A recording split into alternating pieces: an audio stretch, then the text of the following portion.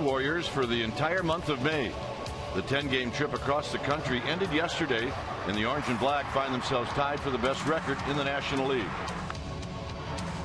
Now the Giants return to AT&T Park and look to keep things rolling for a 7-game homestand. It's the Giants and Braves, and it's next.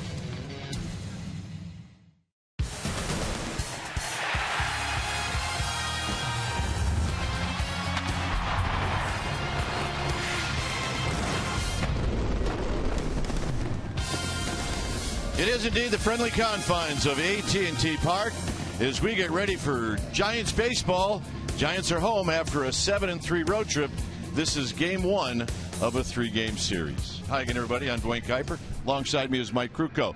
That's right, 7-3, and the first 3 games were in Atlanta, and the Giants swept the Braves. So right now, this Atlanta team very inspired against Tim Lincecum. Yeah, indeed they are. This is a relationship between the Braves and the Giants that is built on mutual respect. And the one thing they share is they don't like losing to each other. And the Giants flat out spanked them in Atlanta. So the Braves are coming in here, and they are quite hungry. So it's up to Tim Lincecum, who did not have a great outing in his last outing in Pittsburgh, to get his team off to a great start this homestand and try and keep this dominance over the Braves going. Well, it's dominance this year, and it's been fun. It really has. All right, also what's been fun is watching Brandon Crawford. And when we come back, Amy G is going to take a look at Brandon Crawford and some of the magic he displayed on this trip right after this.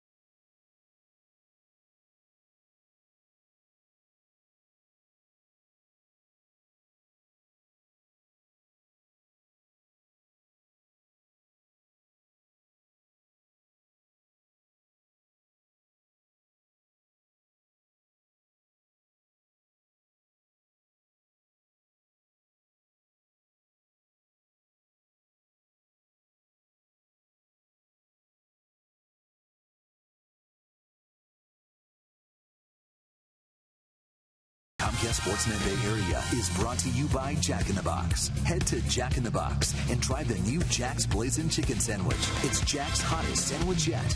And by Toyota, #1 in MPG, durability, and resale value. Toyota, let's go places. After going 7-3 on the road, your San Francisco Giants are back in the Bay and ready to take on the Atlanta Braves. It is almost time for game 1 of a 3-game set. Welcome back to the broadcast. I'm Amy Gutierrez. And skipper Bruce Bochy earlier today described his team as resilient, probably because they continue to find ways to win even while they're struggling with runners in scoring position. Pitching and defense have been at the forefront of their victories, and Brandon Crawford in particular has been phenomenal. His defense on this recent road trip, it's our AT&T U-verse Rewind this evening. We're going to take you back to the first series on the road in Atlanta, where the reigning National League Gold Glove shortstop Andrelton Simmons resides. Maybe not next year, just saying. On to Pittsburgh. Brandon Crawford showing off his arm strength, simply amazing. And then they head out west where they face the Dodgers for 4. And you see Brandon even had time for a haircut in there, and it didn't matter because Hanley Ramirez fell victim not once but twice to Crawford. Pretty amazing defense that we were all able to watch. Infield coach Ron Wotus told me today about Crawford that he's not surprised at what he's able to do. He has the desire and the instinct, and he works so hard because he takes so much pride in his defense, and that he is a joy to work with. All right, game 1 coming up. Tim Lincecum taking on Gavin Floyd of the Braves. Kruk and Kite will have lineups and first pitch. And after these messages, we're going to check in with our Sportsnet Central studios for an update, so stay with us.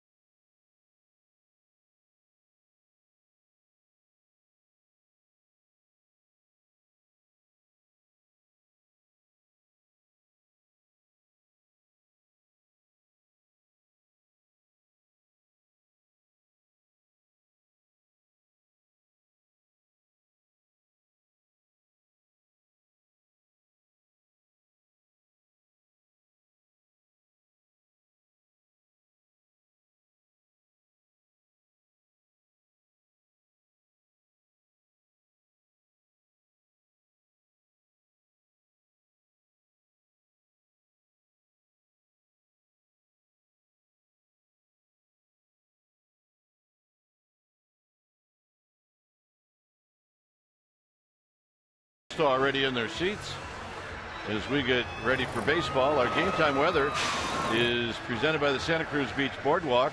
The admission-free boardwalk is kicking off summer this Saturday with a free concert with Y&T.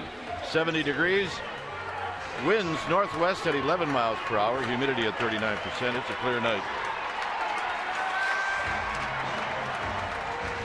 Lincecum takes the mound. The lineup that he'll be facing, it'll be Jason Hayward. His numbers are very good here at AT&T Park, followed by Upton, Freeman, and then Chris Johnson. Gerald Laird is hitting fifth. He'll do the catching. B.J. Upton sixth. Then it's Andrelton Simmons in the seventh slot. The pitcher's going to hit eighth. That's Gavin Floyd, and Pena will hit ninth.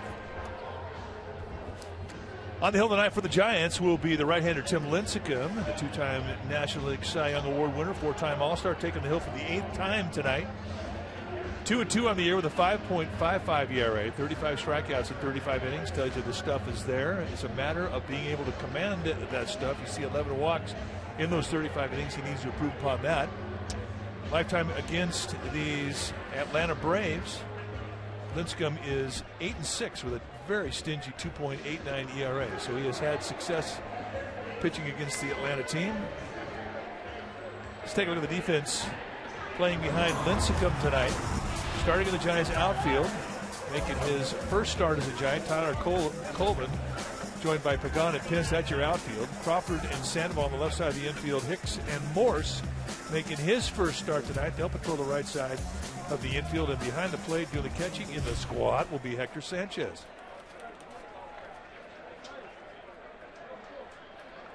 Lincecum gives you a low 90s fastball, a curveball, a slider, and a split.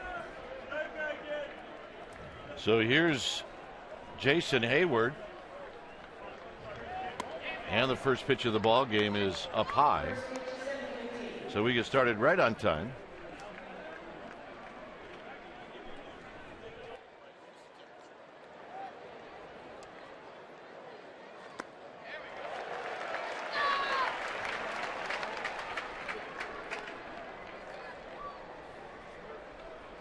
See the numbers for Hayward.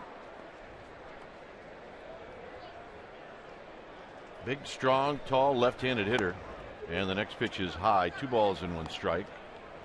The Braves are 21-15. They had a really odd homestand. They lost their first 3 games. That was to the Giants. And they rebounded and won the last 3, and that was against the Cubs. There's a swing and a miss, 2-2. So overall, in a 9-game road trip or a homestand, they went 4-5.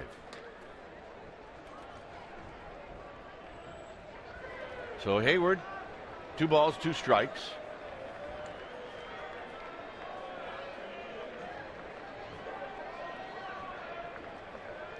Lincecum already has done better in this start than he did in his last one. His first 7 pitches were balls in his last start against the Pirates. And it's now 3-2.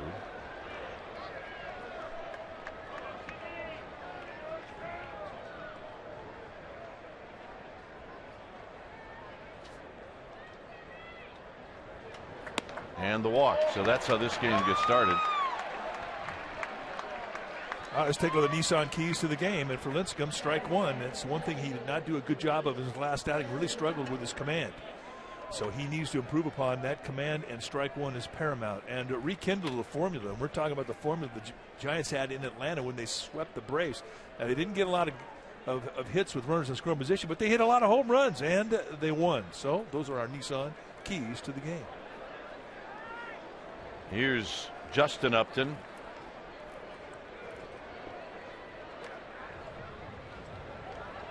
Hayward's got 6 steals. He's been thrown out just 1 time. So it's up to Lincecum to give Hector Sanchez a shot. And if you give Hector Sanchez a shot, he's got a good chance of throwing you out. Down low. 1 ball and no strikes. Now, one good thing about Lincecum tonight is that he's got a real good strike zone to work with. Ron Culpa, the plate umpire, I mean, it's a big zone. And it's a steady zone. It's a good pitcher zone.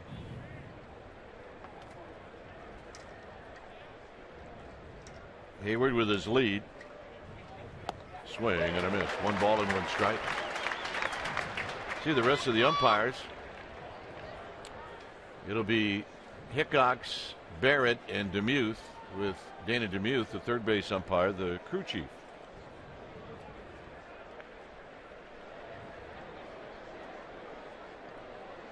So Lincecum looking into Hector Sanchez.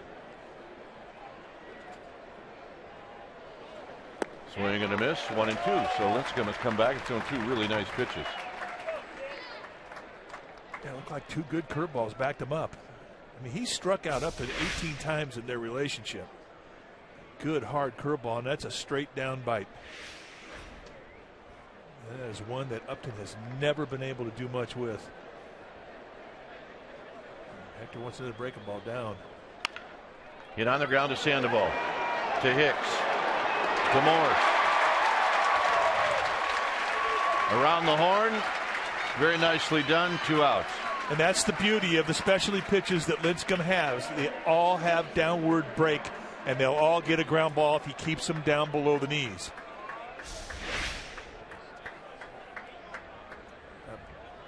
Three hops seed right to Sandoval, and Hicks has one of the stronger, quicker releases in the game at second base. A nice turn. He gets his hands on it. You don't have much of a chance on the back end if you're a runner. He's got a shortstop's arm, playing second. Here's Freddie Freeman, who chases a high fastball, no balls and 1 strike.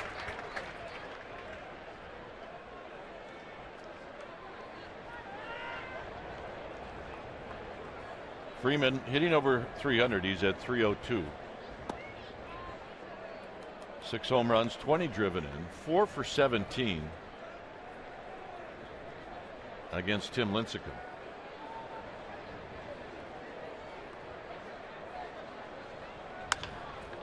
Up the middle, Crawford playing Freeman to pull, and that'll end the inning. So with the help of the double play, a nice inning for Lincecum. Pagan's going to lead things off.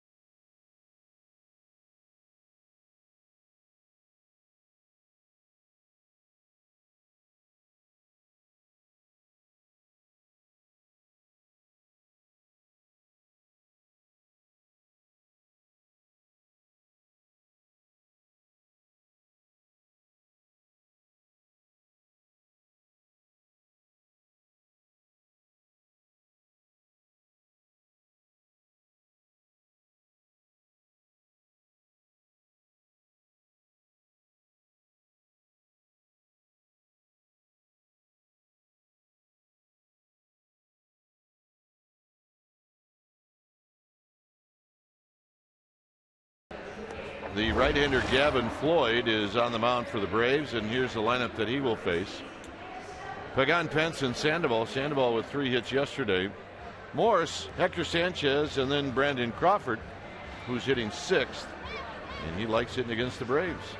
Tyler Colvin, his first start in a Giants uniform, then Hicks, and then Lincecum.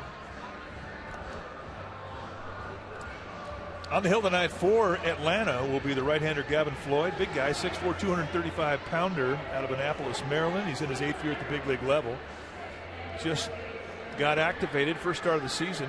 Strong and against the Cardinals. Went 7 innings, 5 strikeouts, a couple of walks. And the type of pitcher he is he's a fastball guy with a changeup and a curveball. He'll see lots of curveballs. More curveballs than any other of his specialty pitches. There'll be a low 90s fastball that he will 2- and 4-seam with. Take a look at the defense playing behind Gavin Floyd. Starting in the Braves outfield, it'll be Upton, and Hayward. Simmons and Johnson on the left side of the infield. Pena and Freeman on the right side of the infield. And Gerald Laird will be in the squad, putting down the signs. Bringing it in. So it'll be Pagan. Colvin is the only Giants hitter in this lineup that has faced Gavin Floyd before. So here's Pagan, and the first pitch is a called strike, and it's 0-1. Cut fastball at 92.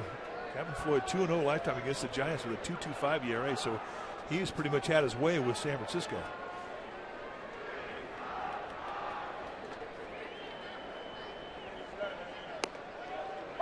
So first two pitches are strikes, and Pagan says something to Ron Culpa.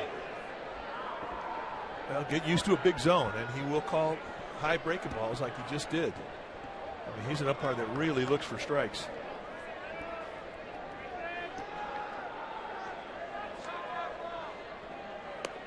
And 3 pitches. Pagan is gone. All right, let's check in with Amy G. All right, gentlemen. Well, Michael Morris has played over 100 games in his career at first base. So tonight, he was pretty excited to get the start. He told me the biggest difference, he has to use his legs more at first base, get lower, and he's going to face some more scenarios on the field. But he came up in the bigs as a utility player, so he said that's really helped him be able to transition to different positions. Dwayne? Yeah, they tell us that he's pretty good at first. Here's Pence. Pence doesn't waste any time as he drives this one, and Hayward's going to put it away on the track. And that'll bring up Sandoval. There's Brandon Belt. Nice to see Brandon Belt. Wish we didn't have to see those bandages on his thumb. Well, he's missed. And he's a little quiet in the clubhouse, as you can imagine. And that's what happens when you're on the disabled list. You just don't feel like you're part of it, but he is a big part of it.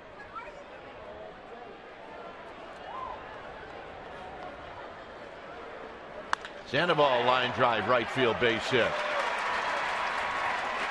So maybe we're starting to see some signs from the Panda. And he's also jumping at the first pitch. A belt high fastball out over the middle of the plate. Gathered up on that back foot. And that's nice distribution away. Did not slide out on that front foot, which he has really had a bad problem with the first month and a half of this season. And maybe, just maybe, he's starting to take off. 3-hit day yesterday, and that is some loud contact there. So here's Morris hitting .273, 8 home runs, 24 driven in.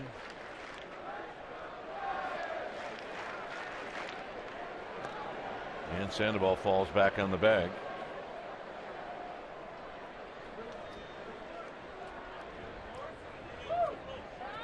Hector Sanchez to follow. No Buster Posey in the lineup tonight.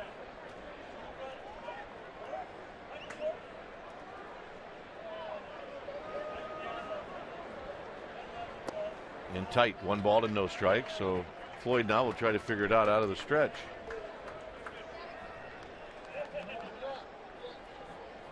There's Buster.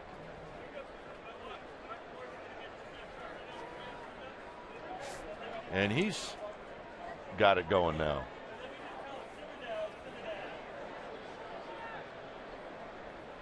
So Floyd sets right at the chin. Up and in, 2-0. Look out.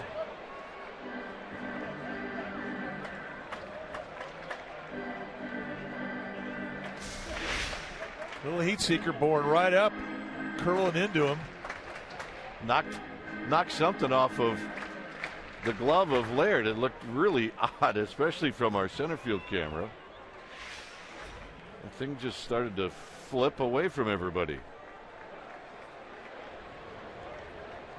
2-0. And that's rolled foul.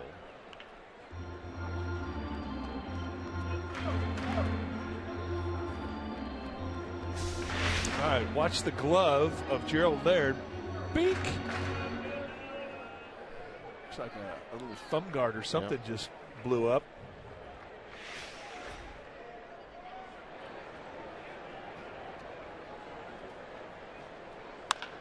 On the ground, Pena knocks it down. He'll pick it up and throw out Morris, and that'll end the inning. No runs, a hit, 1 left. It'll be Chris Johnson to lead things off. Here after 1, it's 0-0.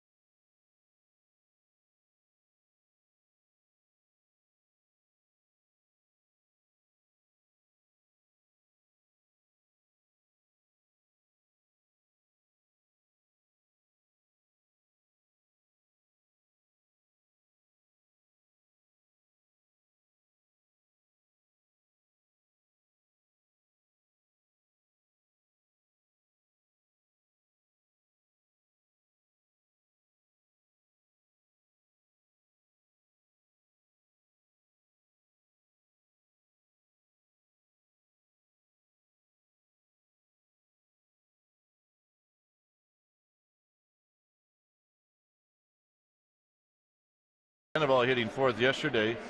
He said he's pretty excited. He asked me how much I had to drink last night. I know it's been frustrating for him, but he's been making better contact, and it seems like he's got some confidence. More than anything, he's got a little bit of swagger going right now, and he's got to keep that. Hopefully this will be something he can build on. Well, he did. He roped the single into right field. So here's Johnson. Johnson batting in the cleanup spot, hitting .279 as he waves at this and misses. He's 3 for 12 lifetime against Lincecum. But during his 5-game hitting streak, you can see he's got good numbers, 10 for 19.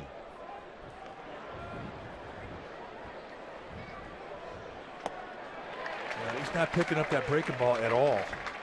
And that's the same breaking ball that Lincecum was throwing Justin Upton that he was swinging through. Is that the breaking ball he broke in with? That's the curveball that he showed up in the big leagues with. He was a 2-pitch guy back then. And he learned the changeup, then he learned the slider, and won a couple of Cy Young awards along the way. A couple of World Series. 4 All-Star teams. he's accomplished a lot.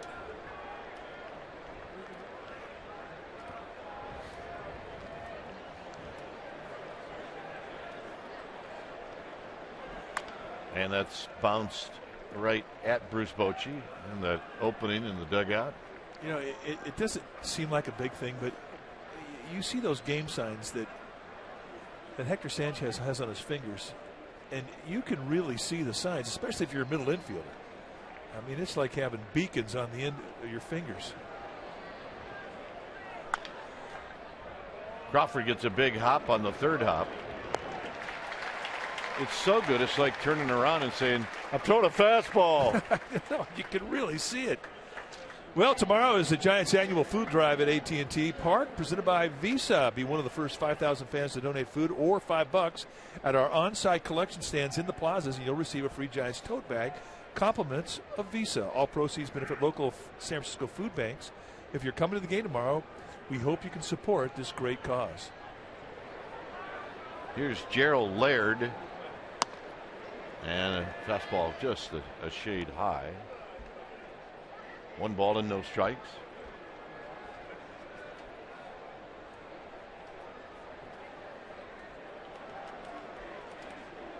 I was laughing with Mike doing the lineup cards.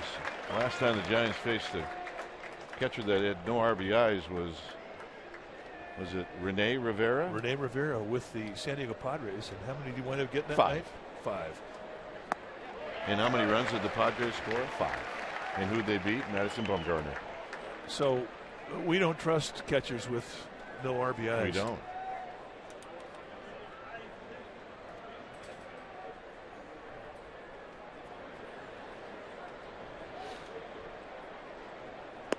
Got him. And if memory serves me correct, that was the only loss on the homestand. It was. Giants went 5-1. Big slider for strike 3. And this is a different Lincecum run than what we saw in Pittsburgh. And this is a go-to pitch right now, and that's a curveball, I beg your pardon. Going to watch him get high and snap this thing out. The hand action is the same action as if you grab a hammer and hit a nail. That's the same hand action you have on the pitch of a curveball. Well, I'll say this, Hector Sanchez will ride it, won't he? That was our Exmo, brought to you by your local Toyota dealer. And yes, Hector Sanchez will ride that pitch, and he's doing it. And I think that's one of his strengths as a signal caller. And here it comes again. 1 ball and 1 strike. It's great with the Exmo. You can really see the hand action.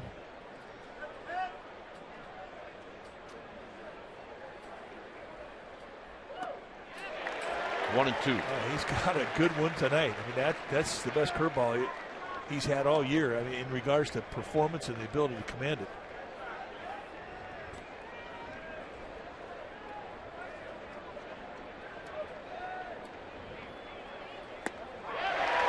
That'll end the inning.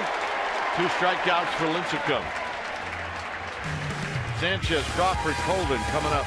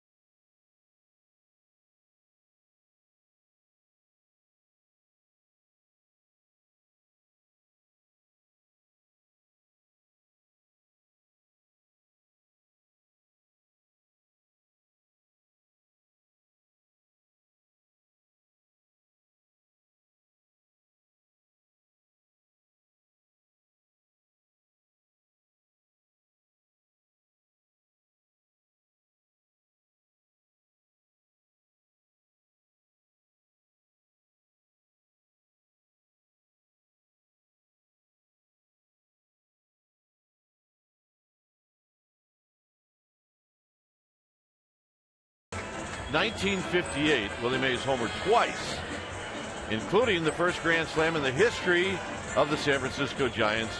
It was a 12-3 win over the Dodgers at the Los Angeles Memorial Coliseum. No bat and gloves on that guy. Was that the short porch to left? You hit it over a big screen? Oh, yeah. So you could hit a pop-up out, but you could not hit a line drive out. Yeah, that ball that Hanley Ramirez hit out yesterday for a home run. They're going through the screen. Well, yeah.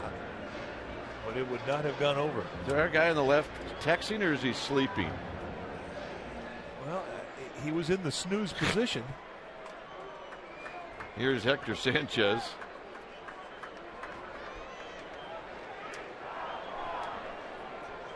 Hector Sanchez takes a strike. 236. 2 home runs, 16 driven in. 16 RBIs, and they've all been big ones. Yeah, you're right. You remember every one of them. And he really has matured mentally as a hitter. And he's as confident now with the bat in his hands as he's ever been at the big league level. An emergency swing with just 1 strike on him. Well, except for that swing right there.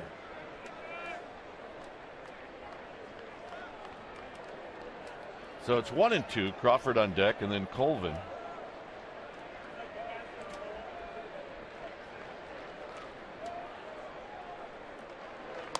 High, 2-2.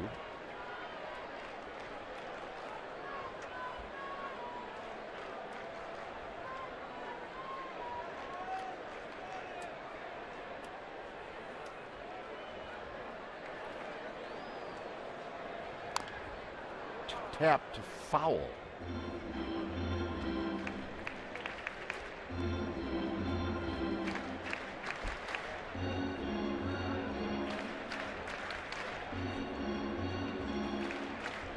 Hunter Pence, Sergio Romo.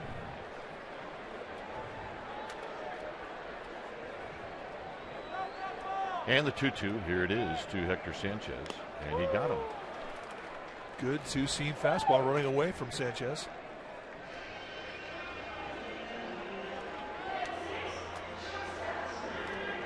Oh, it's great to be back home, partner. Indeed it is. Although we certainly don't have any complaints as to our working conditions weather-wise on this past road trip. Oh, it could not have been more beautiful in Atlanta and Pittsburgh and Los Angeles.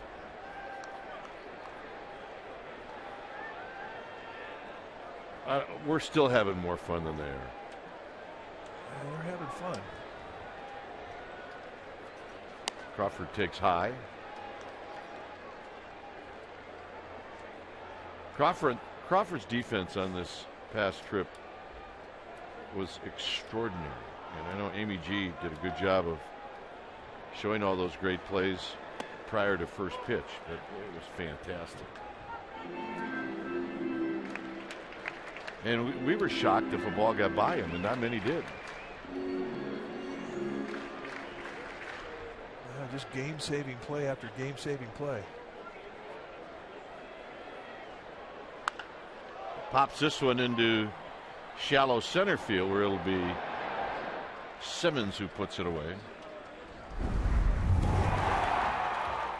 Well, yesterday, Hanley Ramirez deep in the hole. He slides into, quickly gets up on his feet, and then shoots him down. I didn't think he had a chance. And when you saw the replay, I mean, it really wasn't that close. It's as fast as I've seen Hanley Ramirez run in a long time. He was getting down that line. Not fast enough. Here's Tyler Colvin. He had 1 at bat in LA, and he struck out. The thing that Bruce Bochy likes about Colvin is he does a lot of things very well, including play the outfield. But he likes the fact that he's not afraid to swing, and swing hard. Former first-round pick by the Cubs. Kind of like that. Tyler Colvin out of Clemson University. First-round pick, as I said, in 2006. And he really had some nice years with the long ball. He had 20 home runs in 2010 with the Cubs, and he had 18 with Colorado in 2012. So he's got some pop in his bat. High and deep to right. This baby is way back. Out of here.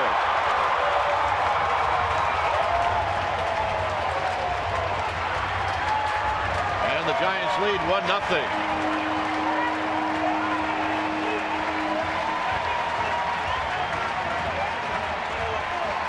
Hey, welcome to AT&T Park, Tyler Colvin.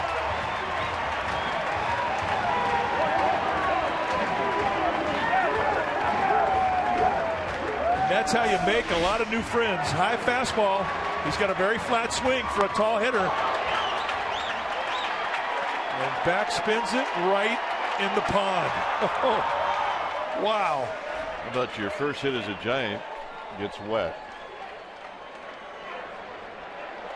And Hicks takes low. And he is a tall hitter. He's 6'3", 210-pounder. And that's one he will not forget.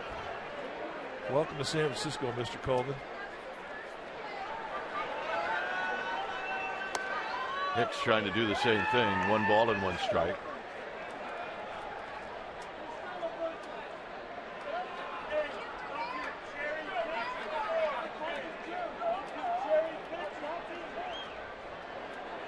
Hicks has got 7 home runs. Hit a home run off of Kershaw yesterday, and the Giants signed him to a lifetime contract today. Well, what is unique about the swing of the bat is he hit a curveball on an 0-2 count. It's the first curveball that anybody has ever hit for a home run off of Clayton Kershaw, and that's over 2,100 curveballs. And that'll end the inning. Colvin puts the Giants on the board. He hits his first of the year. It's his first hit of the year. And it's bye-bye baby. And it lit this crowd up as you would expect. And did it make the water? Oh yeah, bye-bye baby.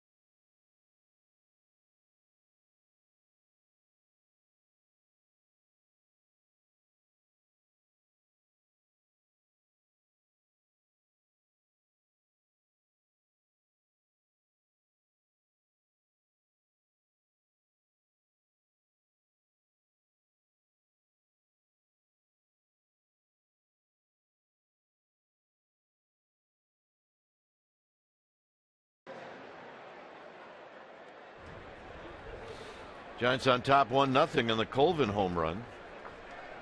And here it's Andrelton Simmons to lead things off, and he'll take low. 1 ball and no strikes. 267, 3 home runs, 8 driven in.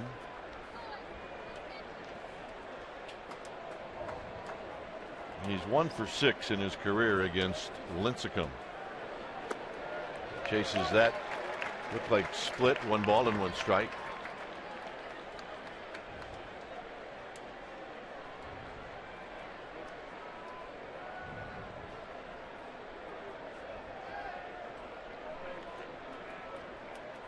The pitcher, Floyd, is on deck, and that's rolled foul. Remember, Floyd is hitting in the 8th spot. This is something Tony La Russa used to do.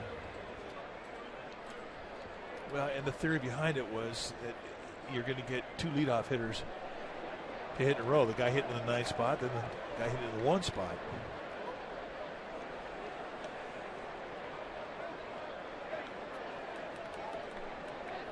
Either that or your guy who's hitting 9th just can't hit at all, and your pitcher's a better hitter. Yeah, that's true. And this squirts away from Sanchez, and he'll make the throw to Morse and a strikeout. In honor of Metallica Night at the ballpark, an all-new co-branded Metallica Giants-themed clothing line, including T-shirts, hoodies, hats, have been released through the Giants dugout stores.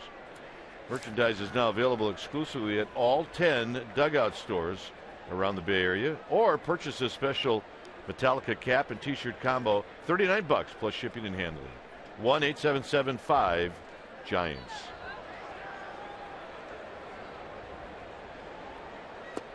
There's a call strike to Gavin Floyd.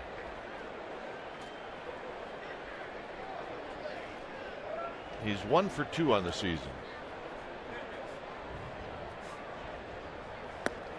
Yeah, he's got a nice feel of that curveball. I mean, it is golden. I mean, we've seen him go games without throwing it. Yeah, you're right. And for the most part, his slider's been a go-to breaking ball. That's 4 strikeouts in a row. And the curveball has been the payoff pitch. And you made a comment last inning about Hector Sanchez will ride a good pitch. Well, they are riding a good pitch right now. Here's Pena. Back in the day, that was a hook, a downer, a drop ball. Yeah, it was a drop because it looked like a drop right off the kitchen table. That was the break. I mean, he's right over the top of his release. And that has always been one of his really good assets as a pitcher. Is he's deceptive. He throws at an angle that you don't normally see, and because of that, you get an acute angle on that curveball. And really, all of his breaks and balls, and especially pitches, have downward snap. And look, he's throwing that curveball behind in the count 1-0. He's throwing it anytime.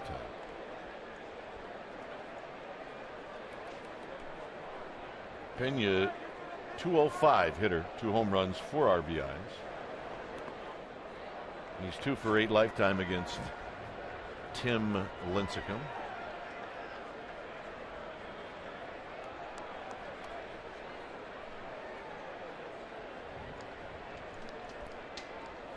Top of the order on deck should Pena reach.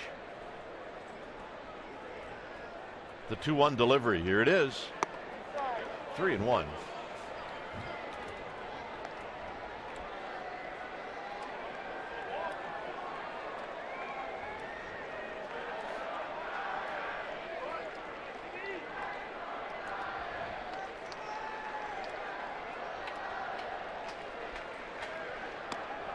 And the walk. 2-out walk, the second issued.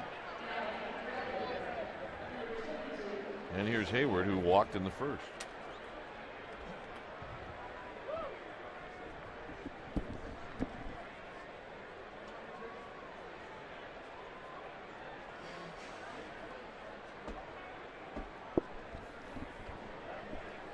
So Hayward will face Lincecum out of the stretch. The pitch. And it's just off the plate. 1 ball and no strikes. Change up just a little bit low.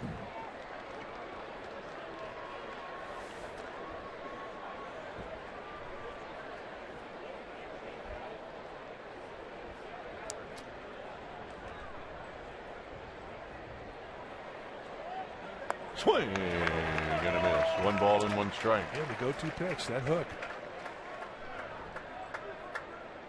One thing about Jason Hayward I've always really admired is the fact that he can keep that bat flat in that strike zone, whether he's swinging across the letters at a high fastball or down around the knees at a low changeup. Good middle away hitter. They've backed him off the plate like they do with a lot of tall hitters. He's got long arms.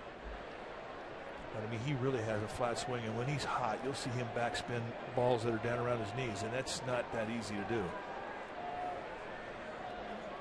Easy to see why the Braves have always thought this guy was going to be special. Foul back. I think Pena was supposed to go, and he stumbled a little bit.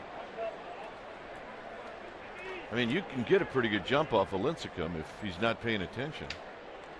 Well, and at times, you know, he will forget about the runner, especially when he's in the strikeout mode like he is right now. He's thinking that curveball's bulletproof, and the way that the Braves have been swinging and missing, I can't blame him. Runner goes on the ground, foul. There was a time when Terry Pendleton would have chewed that up and spit it out. Now, I'm not even going for it. Well, Terry Pendleton, coaching first base, one of the really great guys in the game.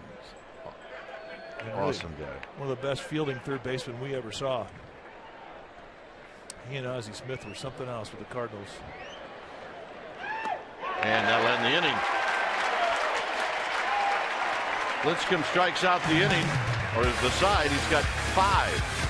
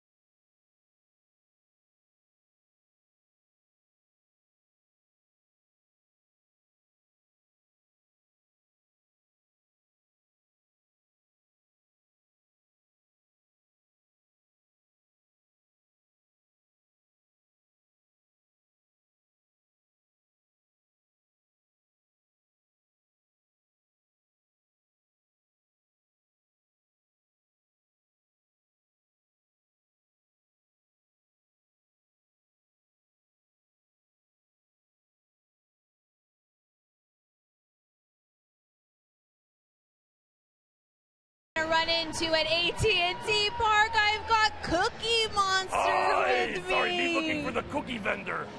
There are many 2 cookies over here. There are many cookie vendors here for sure. But look, we got to ask you some baseball questions. Okay, now, sure. we want to know from Cookie Monster, who is the best baseball player on Sesame Street? Oh, the best baseball player. Boy, well, Grover pretty good. He pretty athletic. He a bit wiry, but he pretty good. Yeah. I totally agree. He's a superhero, and like 5-tool baseball players are superheroes. He's pretty good. We have a good Sesame Street baseball team. Me the catcher. You're the Grover catcher. the pitcher. Me no need catcher's mitt. We just throw it to me mouth. Do you catch the ball or do you eat the That's ball, good target. Cookie Monster? Well, me eat ball. Ball delicious. Okay, I have another question for you. What? Take me out to the ball game. You know the song, right? Me know that song. Me love that song, but me think me want to make one little change. Oh, what would the change be? Buy me some peanuts and cookies. Oh, well, I have one for you. And that end of song, cookie. Oh, boy, oh, boy, oh, boy. Me got cookie. I think I know what's going to happen to the cookie. Dwayne and Mike, back to you. Yeah, back to you. We gonna get some more cookies. Okay. Come on, let's go get cookies. Okay. Let's go. In tight, too. Lincecum, 2 balls and 1 strike. Nice job, Amy G. I dig the Cookie Monster. Yeah.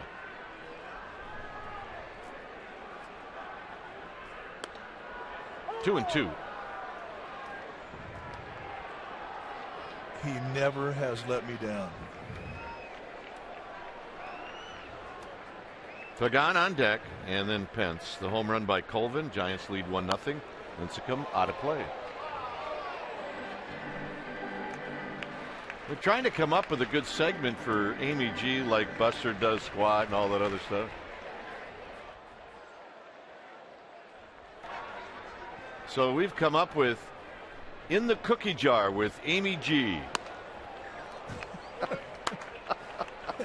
I think it's got a chance. You give our personnel in the truck about a minute and a half, and they'll come up with something.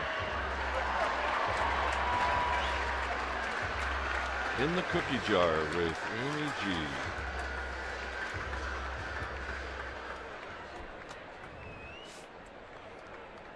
Cookie Monster nose squat or something like that. Who knows? Yeah. Here's Pagan. Pagan with a base hit into left field. It just goes the other way, and he's aboard. The third hit for the Giants.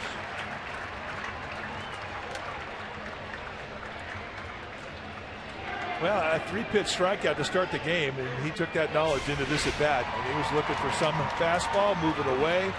And his idea was, I'm not going to try and pull it. Stays inside it beautifully and just shoots it right out to left field. And that is a big league hitter making an adjustment in the game. Pence hit a ball to the warning track in right field. Hayward plays deep. He tracked it down. Here he takes a strike.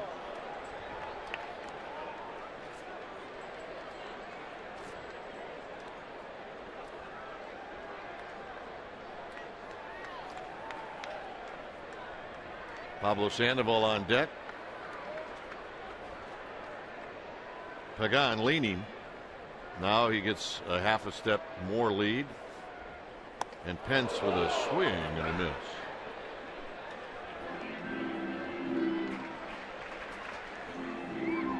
There is nobody in baseball that wears his pants like Hunter Pence. Yeah, Joe Simpson, who's over on the TV side with the Braves.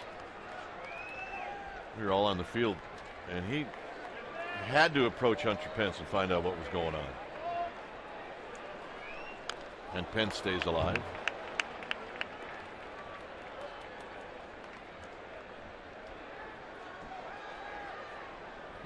He basically says he puts the elastic above his knees because he feels like if he puts them below his knees, it restricts him a little bit.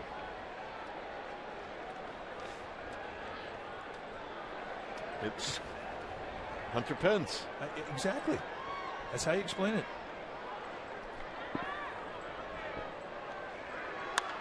On the ground. That's one. Not close. Pence beats it out. 2 outs for Sandoval. Well, not for lack of effort. And Pena, the second baseman for the Braves, kind of threw a changeup to Simmons. A little backhanded flip. And on the run, in the air, a little jump shot over to Freddie Freeman at first base, and just too much speed from Hunter Pence. I don't think he was even close to being on the base. That's one play they don't review. Here's Sandoval. Sandoval singled in the first. And Pence will be chased back. Let's see if he was in contact with the bag. He was not in contact with the bag. But that was one of the debates they had in talking about replay. Tap foul at the plate. No balls in 1 strike. And they felt that if they really forced guys to stay around the bag, they were subjecting them to injury, especially the second baseman. So that became a non-reviewable play.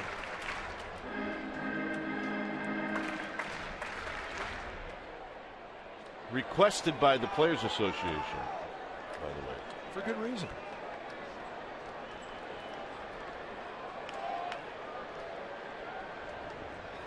Oh, and 1. Sandoval takes low. Let's take one more look. Did not have contact with the base when he had possession of the ball. I mean, I've had it before when I was playing that an umpire would say after the play, You know, you got to give me a little better shot than that. You know, basically just to protect them. Yeah. 1-2 to Sandoval.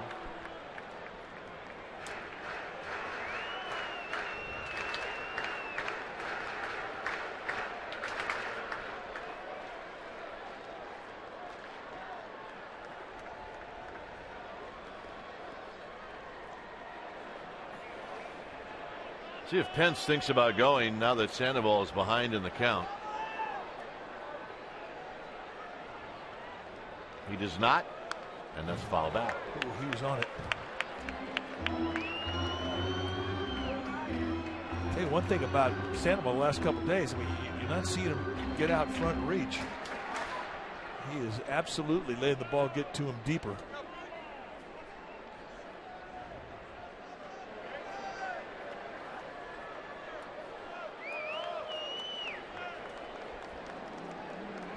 Check the runner.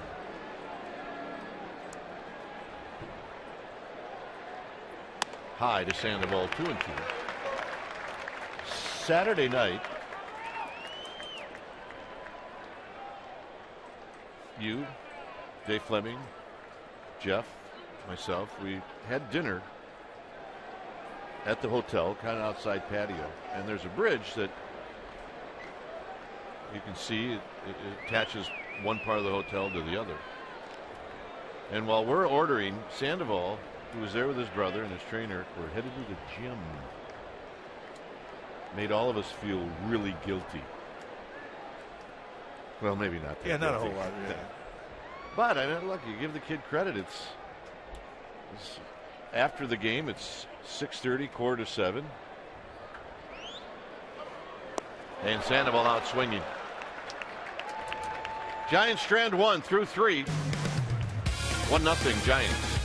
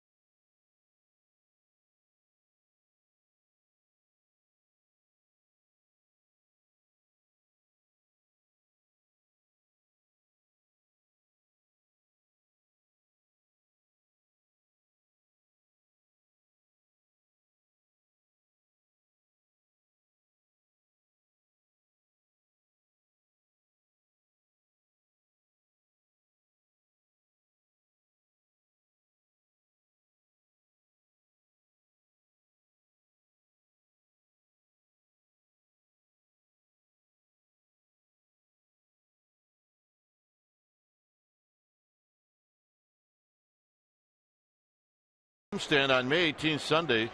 It's the annual Junior Giants Glove Drive. Over 10,000 kids in the Junior Giants program do not have a glove.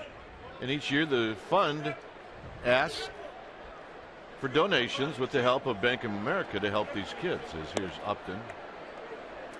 So bring a new or used glove or a $10 donation to the game on Sunday, May 18th. In exchange, you'll receive a tin Lincecum no-hitter pin or a Giants patriotic pin. And if you can't make it to the game, you can always donate online at jrgiants.org and you'll be sent a pin. There's a bouncing ball to Crawford and a tricky hop, and he's going to throw him out. That's a great example for young infielders. When you start getting in the position to field a ground ball, you get your ball or you get your glove down. And JT Snow had a great tip. You always tap the ground prior to the pitch, so you're in that good low position, because watch how low the hands are for Crawford, and when the ball comes up, you can adjust. The ball stays down and your hands are high. That's a much tougher thing to do.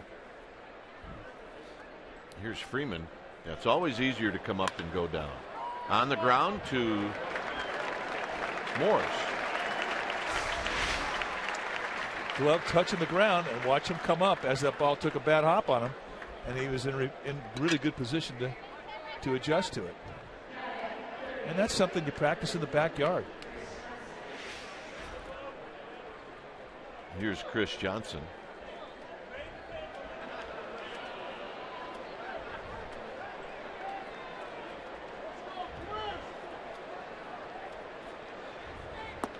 Inside corner strike to Johnson.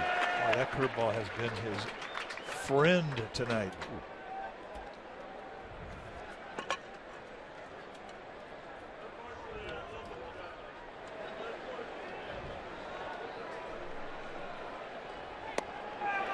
Oh, 2. And he's painting the fastball. I mean, this is a dramatic improvement in Lincecum from his start in Pittsburgh. I mean, he really has command tonight. Yep. She loves Timmy. It's got to be the stash. Yeah, it's got to be the stash. Johnson did not offer 1 2.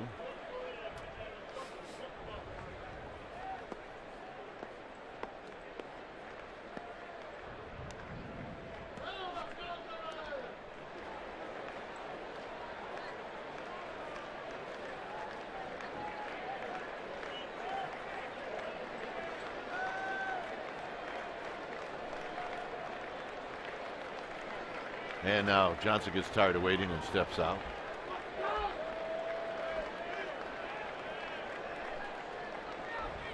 Look out to the back foot, 2 2.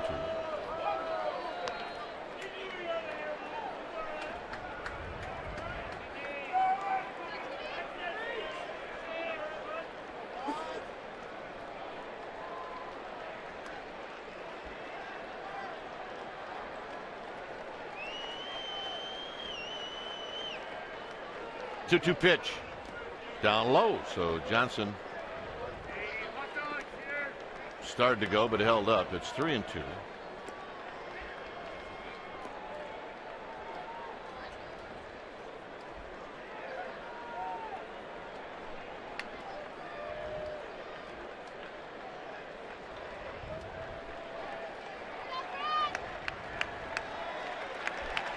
Lincecum looking in. Got him.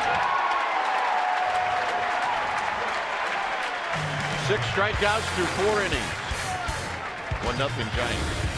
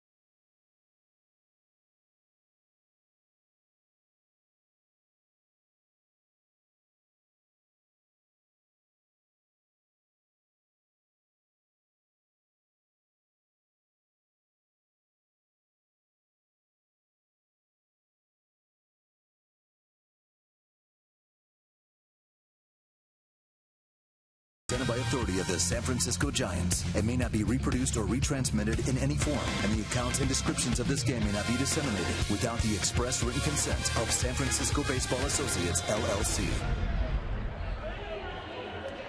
Well, 2014 All-Star Teacher, brought to you by Provident Credit Union, is going on right now. You can vote at csnbayarea.com. It's in its 8th season. Comcast Sports, that All-Star Teacher program, will recognize Bay Area teachers that really make a difference. The winning teacher will receive $20,000 for his or her school. So vote at csnbayarea.com. Beautiful night. And the weather's supposed to be warmer tomorrow, and then even warmer than that on Wednesday for the day game. Yeah, the daytime game in the city, 12:45 Wednesday, ought to be a hot one with balls jumping. And Morris takes high, no swing, 1 ball and no strikes. Ed Hickok's first base umpire saying no swing.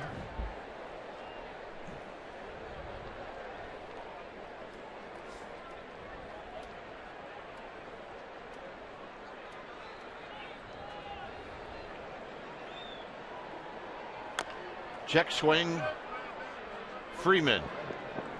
And that's one that Morris would like to forget about. All right, let's check in with Amy G. Amy? All right, gentlemen, it's time for fans to become famous. And in your photos, it's our AT&T fan photo contest. You're going to tweet it to us and hashtag CSNBA fan photo. Include your name and your hometown, just like Miss Holly did from Redding, California. She sent us a photo of her 3 little gamers, Kayla, Jaden, and Presley. We love it. Keep them coming. Make sure you hashtag it, name and hometown, gentlemen. All righty. Here's Hector Sanchez. Sanchez ropes one foul. Look out. Heads up in the Virgin America booth. Right in there. Atta babe. This guy was standing in line for a brewski, and he came out with a ball. Yeah, she'd have had it.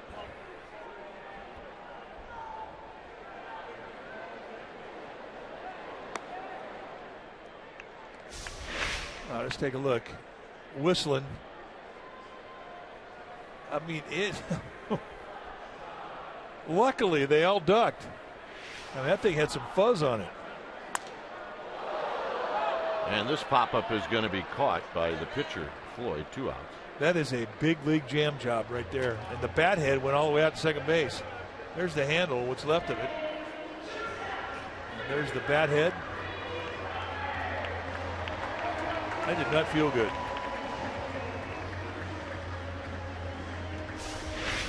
Let's take a look at how far up, well, maybe 6 inches above the hands.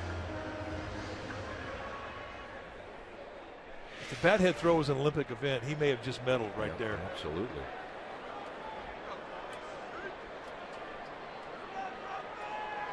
Here's Crawford with 2 outs. And this is a ground ball.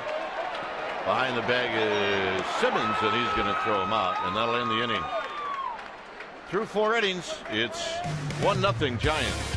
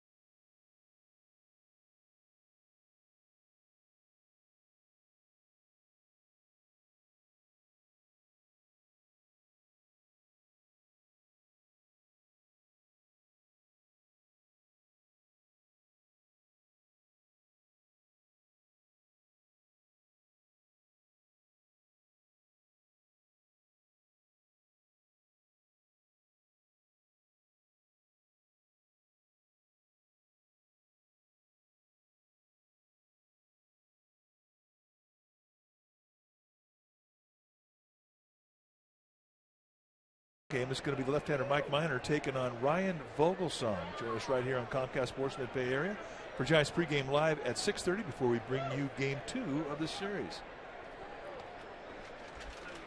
Here's Laird.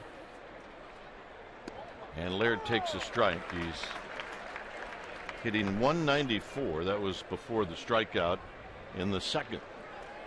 Good split right there. I mean, Mr. Sanchez is not going to let him forget about his other pitches.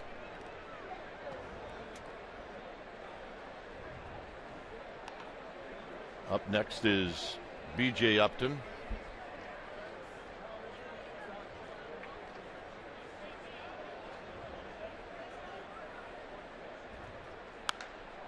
Hit out to Hunter Pence in right field.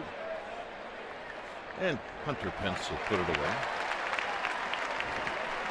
Well, time to log on to csnbayarea.com and decide the player of the game. Your vote counts. Winners will be revealed during Giants postgame live. Follow the action on the diamond like never before with enhanced Bloomberg stats and much, much more. Giants in-game live on csnbayarea.com. Log on right now and vote.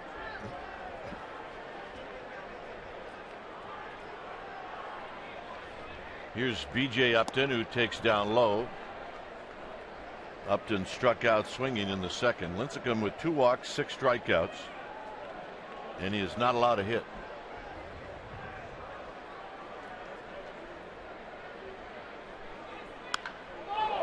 High and deep to left. And gone. Game tied.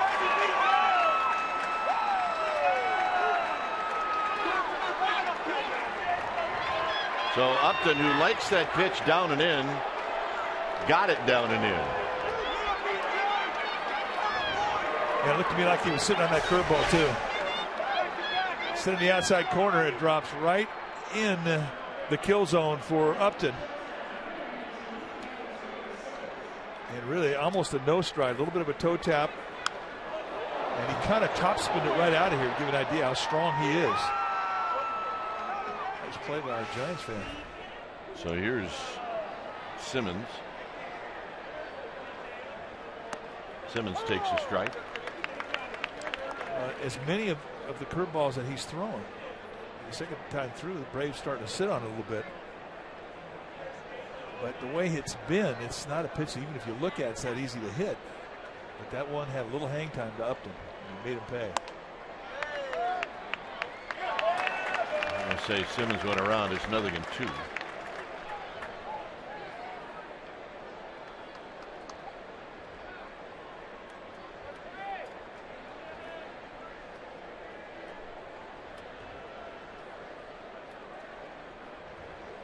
And there's a bullet foul. Look out.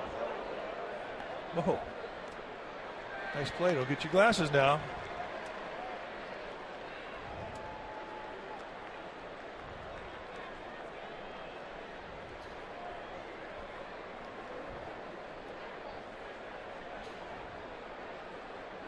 The pitcher, Floyd, on deck, and this is down the left field line. Foul.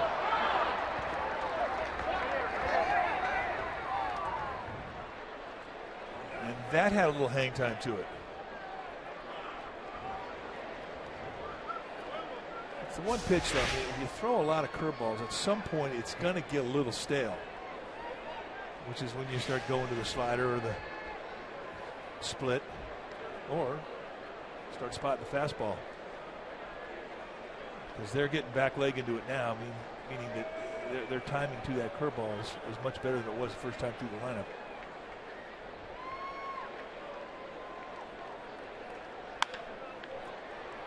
Crawford from the hole. 2 outs. Shortstop throwing out a shortstop. Nice play. That always make you happy when you threw out a second baseman. Yeah, it's probably more of a macho play from short. Second's not that long of a throw, but if you make a great play against the second baseman, yeah. That ball came up on him as well. Well, anytime the temperature is going to be a little higher, the infield is going to be a little harder. This is pop back and out of play. And then a look at the mechanics And he will not cross over his leg, and in doing so, that gives you a soft bend in your elbow, which softens your hands.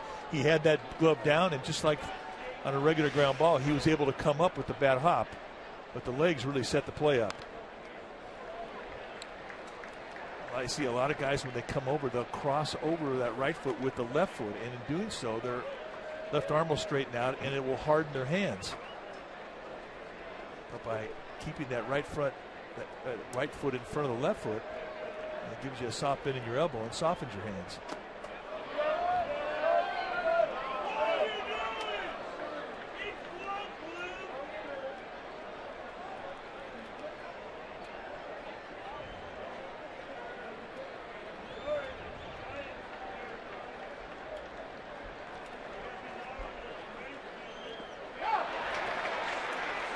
And that will end the inning. So the home run by Upton ties it up. It'll be Colvin, Hicks, and Lincecum. It's 1-1.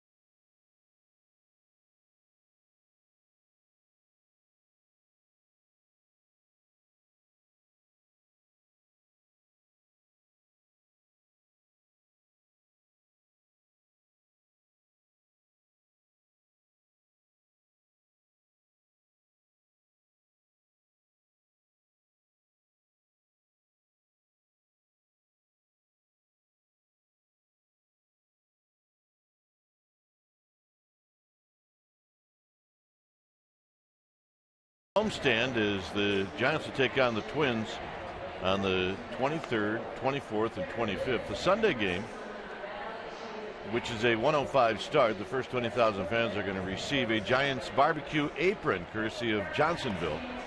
So to get your tickets, go to sfgiants.com/tickets. There you go. Modeled there by Ryan Vogelsong. Wears it well. He's ready for the grill. I want to get that. I want to get that. I want to get that. I'll get you a couple if you want.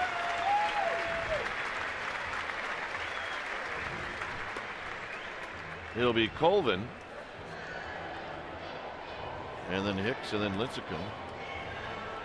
Ryan Vogelsong scheduled to pitch in this series, like tomorrow.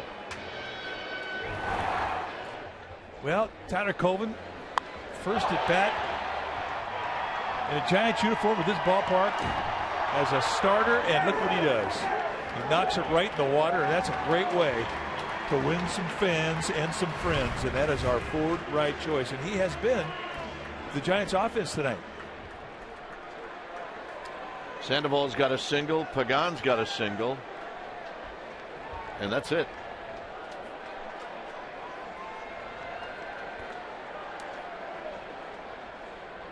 Pitches wide with Hicks on deck, and then Lincecum. The next pitch for Floyd will be number 50.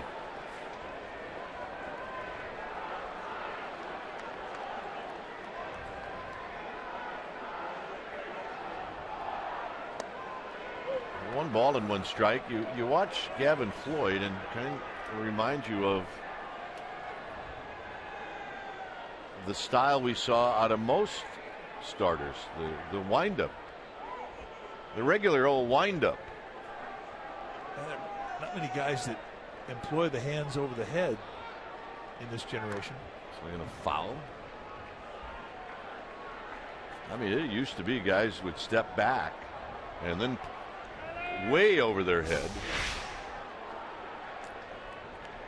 Well, it isn't a distraction. I mean, I never could do it because my eyes would follow the glove above my head. It screwed me all up, so I took it out. But some guys like it. But you see what he does. I mean, he lowers his head and looks at the ground, so he doesn't really look up. 6 strikeouts for Floyd. Here's Hicks. Well, time for our Togo's big play the Togo's way. And Brandon Hicks home run yesterday off Clayton Kershaw. It was a 2-1 Dodger lead. And in an 0-2 count with a runner on, he does this. The first home run anybody has ever hit off of a curveball from Clayton Kershaw. And that is our Togo's big play the Togo's way. Struck out in the second. And he hits this one on the ground foul.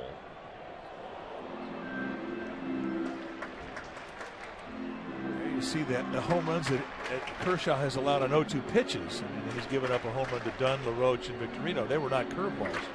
So it doesn't happen very often that anybody hits an 0-2 curve, an 0-2 home run off them, but nobody's ever done it on a curveball. Get on the ground to Simmons. And the Braves' young shortstop throws out Hicks. 2 outs. So Lincecum's going to hit.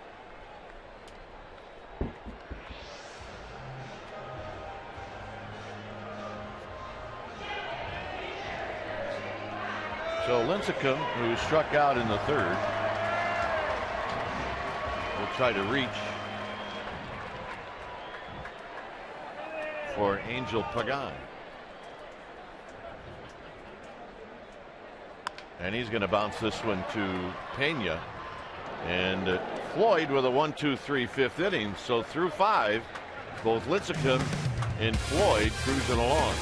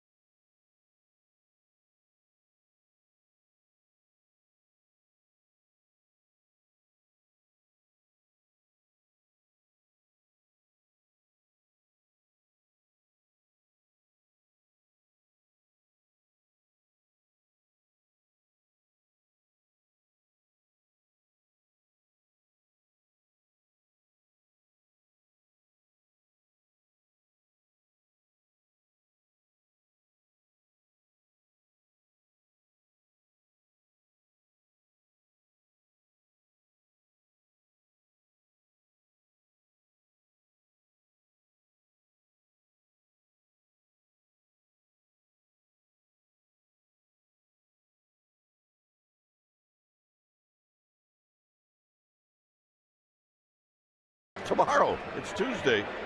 Yahoo Sports Talk live from the Plaza at 5. Pregame live at 6:30.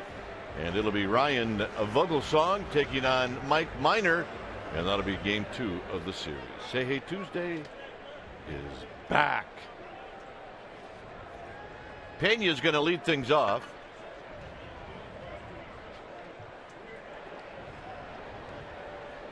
Gorgeous night here in San Francisco. It could not be any more ideal for baseball.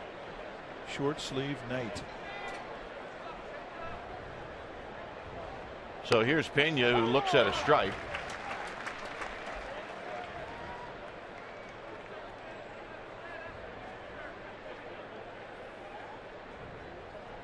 Pena drew a walk in the 3rd inning. And that pitch is wide to even the count.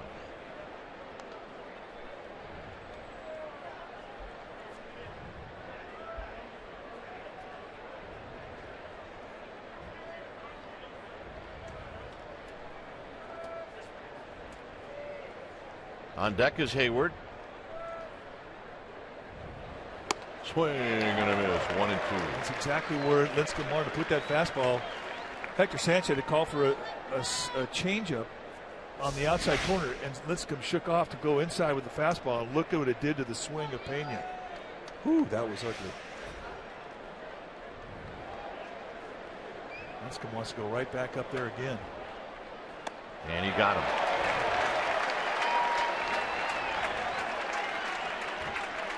Talk about the pitch grips. That's the 4-seam fastball that Lincecum throws. The 2-seam fastball is what he prefers to throw most of the time. And there's the cutter, which have a little movement running away from a righty into a lefty. And there's the slider, which is a bigger break going into a lefty. And there's the curveball. Now that was the pitch that he showed up with when he got to the big leagues. And there's his split, and he calls it a changeup. Hayward takes down low. Didn't miss by much. Good pitch.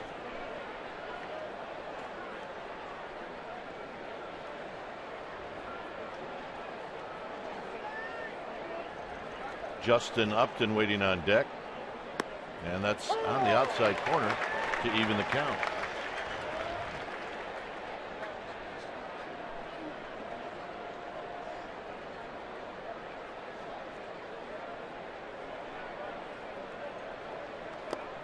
Down low, 2-1. A couple Chipper Jones fans. They are everywhere. Chipper, a future Hall of Famer, just waiting his time. Now retired out of the game. 2-1 pitch to Hayward, and he rolls this one over to Morris, and it's going to hit the bag, and Morris can't find it. And Hayward should be safe. I mean, that only happens to a guy who's playing there for the first time in the year. I mean, that's the funkiest thing I've ever seen. And first of all, the ball was fouled. Then it comes back into fair territory. And now it hits the bag, comes up, and really, I guess you have to feel a bit fortunate if you're Morris, because if the ball doesn't hit his shoulder, that could have been a 2-base hit. Yep. I mean, that is nothing that he could have done with that. Wow. So it's going to be ruled an error, and here's Upton.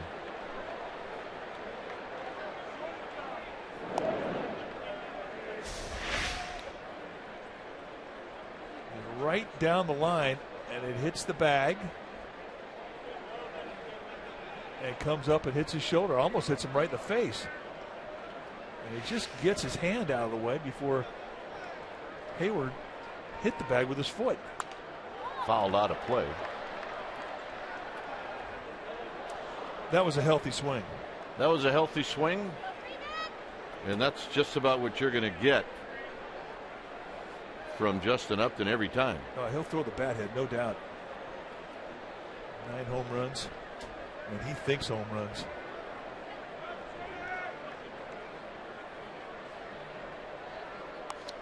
Upton tried to bunt. I mean, I don't get it. The guy who's got 9 home runs and the power that Upton has, I know, his history with Lincecum, it hasn't been all that good. But still, I don't think they're paying this guy to bunt. No.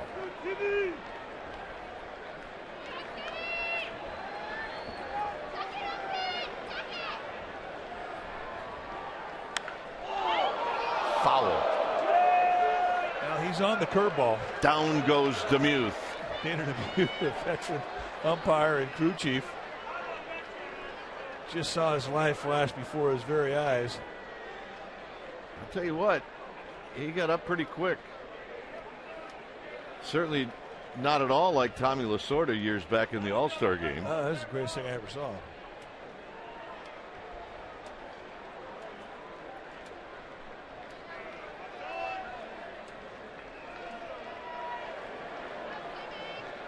No balls and 2 strikes to Upton. Check that runner.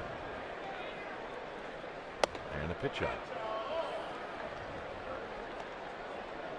So Hayward not going. And when is a good time to go? If you're a base stealer, right after a pitch out.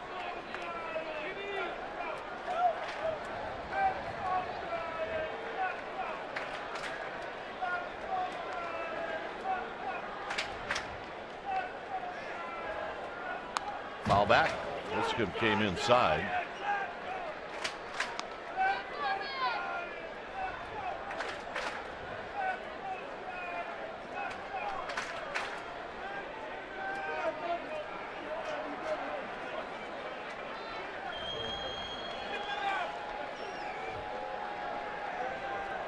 So Lincecum keeping an eye on Hayward. And Upton takes in tight, so it's 2-2. And inside with a split.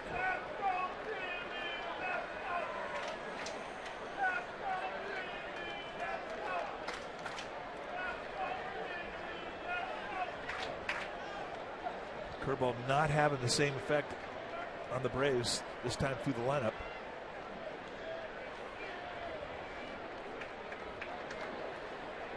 Got him. There was it again. It had a little hang to him. It did. Strikeout number 9. And those are the ones that are scary. When you get a swing through strikeout on them, you're thinking, thank you very much. And Lincecum's 360s after he pitches that big curveball. That's when you talk to yourself about when you head back to the dugout after striking out. Freeman has bounced out twice. In shallow right field is Hicks. This has become customary now for Hicks. I mean, I think he played as much on the grass as he did in the infield in this last road trip. I agree. At least against the left-handed hitters.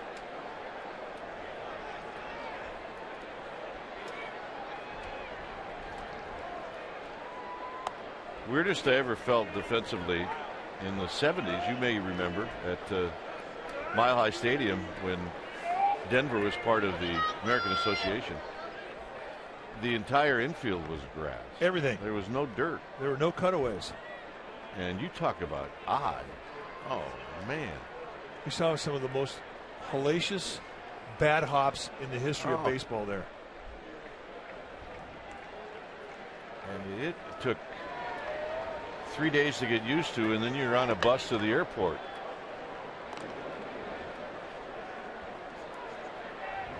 It was almost as if the Broncos said, yeah, you can use our field, but there'll be no dirt. Yeah, we don't do dirt. Just outside. 3 of them.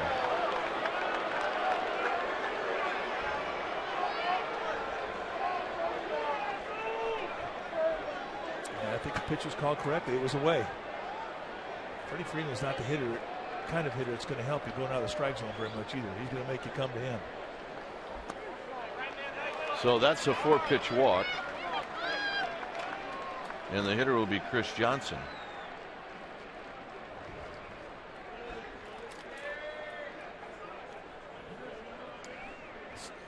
So Hector Sanchez is going to come out and give him a bit of a breather. You see the 19 pitches. This is the most he's thrown in any inning. And that meeting at the mound called for by Bruce Bochy told Sanchez, go talk to him. Just give him some air for a bit.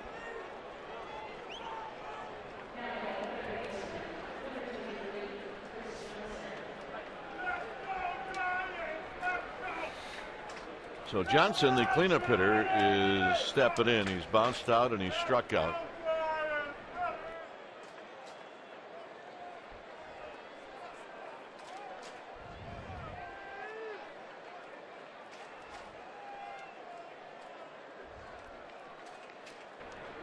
Johnson has bounced out and struck out. Good speed at second in Hayward.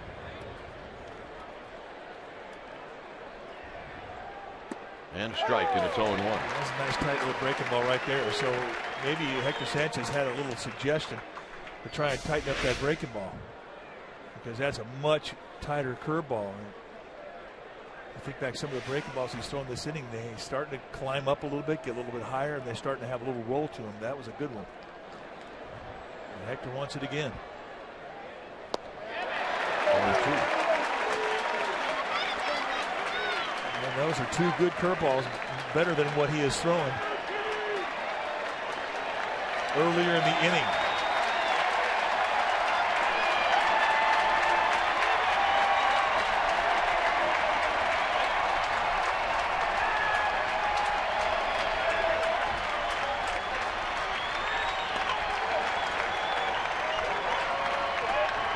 Got him. 10 strikeouts for Lincecum. The Braves strand a pair. Top of the order coming up.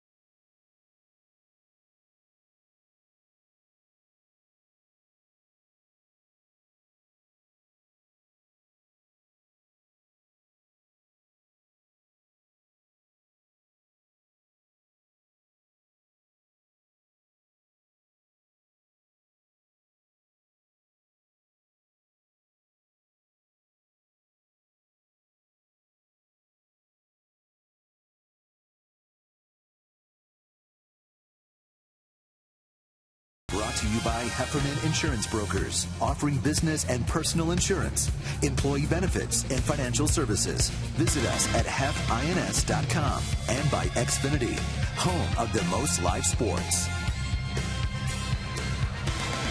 Here, a sellout crowd is watching a couple of right-handers deal. It's 1-1 as we go to the bottom of the sixth. Lincecum with 10 strikeouts in 6 innings. See where he stands in franchise history when it comes to double digits in strikeouts. He's doing pretty good. Well, he's got a curveball tonight we haven't seen in a while, and he's really riding hard. 3 pitches, 3 curveballs, and Chris Johnson down by way of strikeout a second time tonight, and he is the 10th victim. And of his strikeouts, of the 10 strikeouts, there's only been 1 called strike 3. And that has always been a signature of Lincecum when he starts putting up high numbers of strikeouts. He gets a lot of strike 3s with swings. Here's Pagan, who singled in the 3rd. And he looks at a strike, and it's 0-1.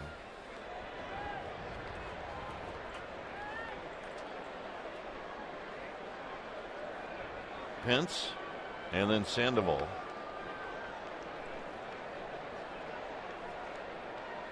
Pagan goes the other way, but it's foul.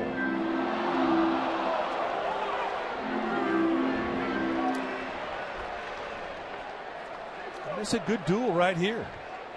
Braves are just 1 hit. Giants are just 3.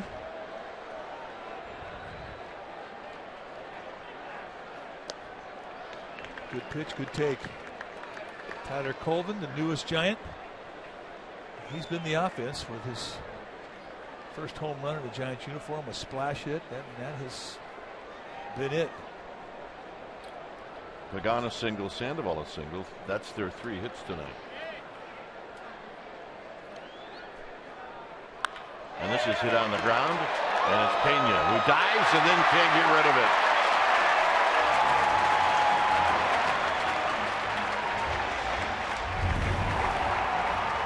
Now we go back to 2010 when Lincecum opened it up in the First game of the NLDS, and in that game against the Braves, he was amazing. 14 strikeouts as he shut him down, and they got the Giants started on their World Series run. And that was an unforgettable night for Tim Lincecum. And one big reason why they got to hang that banner up in left field.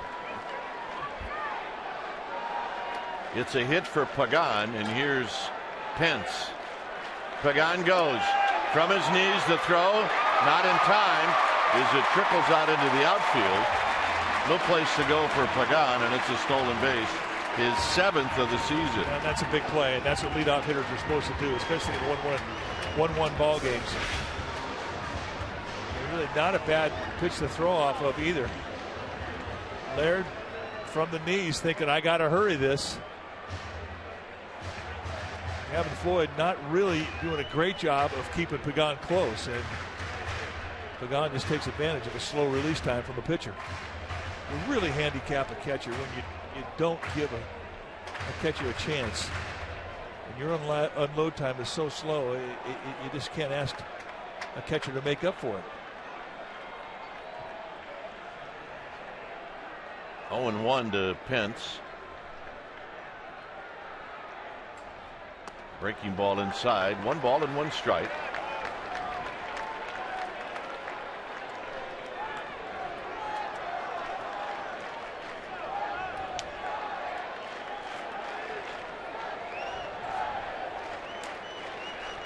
Sandoval on deck.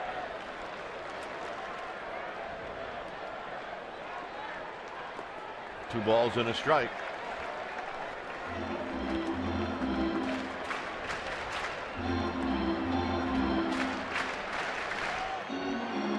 Lincecum relaxing between innings.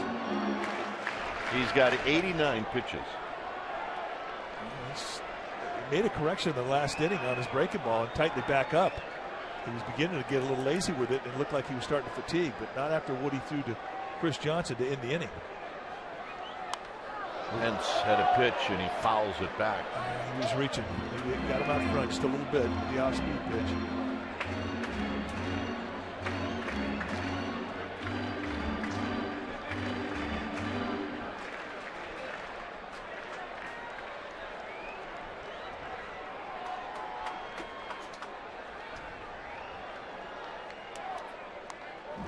Fouls it back again. This one ran in on his hand. That's a perfectly placed two-seam fastball on the hands.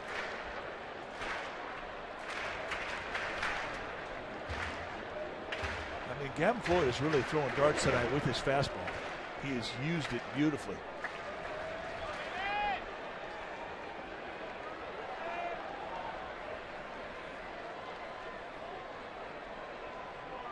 They're going away. And Pence not biting. 3-2. Pretty good pitch though. 2-2. He had an open base. Tried to wrap a little two-seam fastball on the outside corner, backdoor him. Didn't miss by much.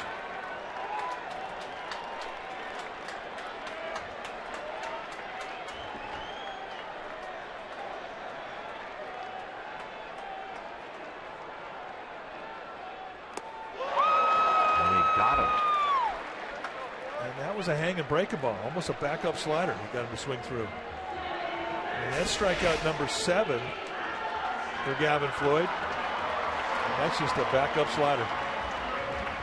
And sometimes it can be a great pitch. Sandoval singled in the first. He went down swinging in the third.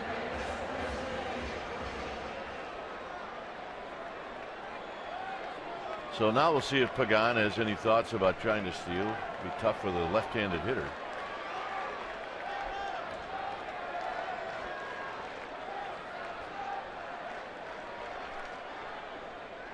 Swing. You're going to miss. No balls and 1 strike.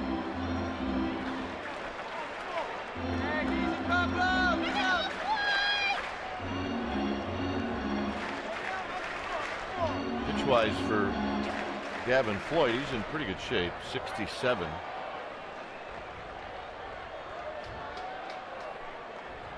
Here's the 0-1 to Sandoval. And it sails inside. 1 ball and 1 strike. Really a nice little cutter there at 92. Really, the speed of both his fastballs, the cut fastball and the two-seam fastball, are almost identical, right around 91, 92. But the movement has been big time different. The two-seam running hard away from lefties, the cutter cutting in towards the lefty.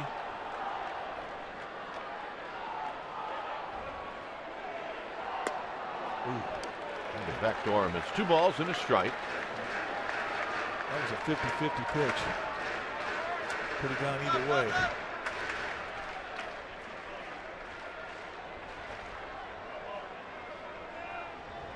When you're slumping, it's a strike. When you're starting to get hot, it's a ball. Indeed, indeed. 2-1. Line drive, but it's going to be right at Hayward. A nice swing. No bar there. I mean, that was a nice quick hands to the ball.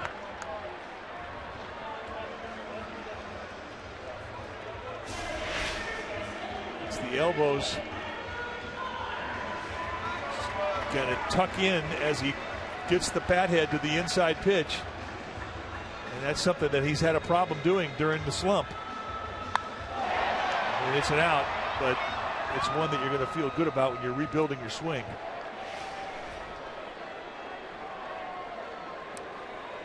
So here's Morris, who's 0 for 2. He's bounced out twice. And it's wide, 1-0.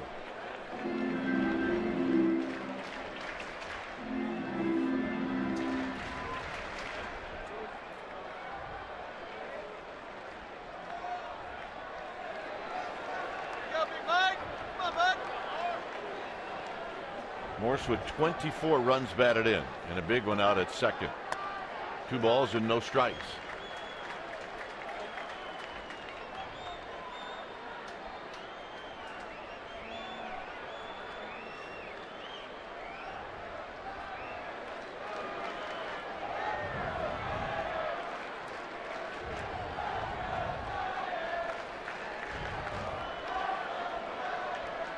The 2-0.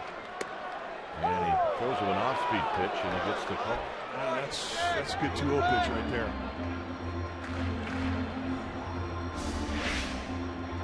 Right on the outside corner, nice tight little breaking ball. And he's got an open base here. I mean, he does have to go to the middle of the strike zone. He can nibble away all he wants to.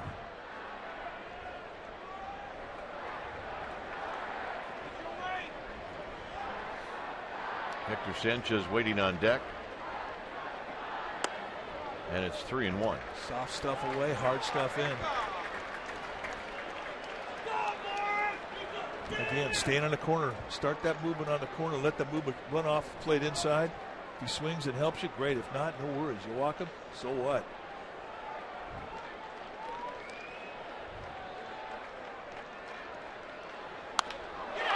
To right field.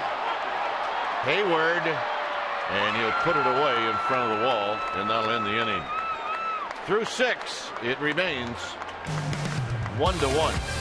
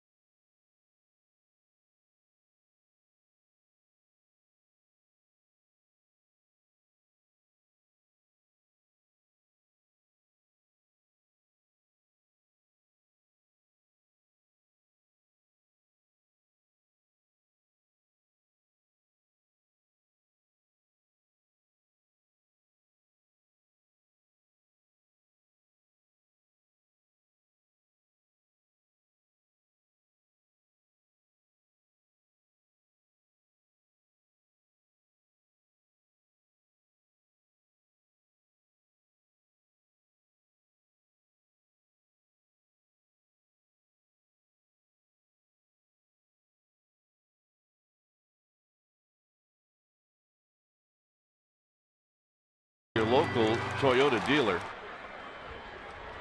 Floyd's been very good. Lincecum has been very good. Upton's got a solo home run, and so does Tyler Colvin. Here's Laird. Laird takes low.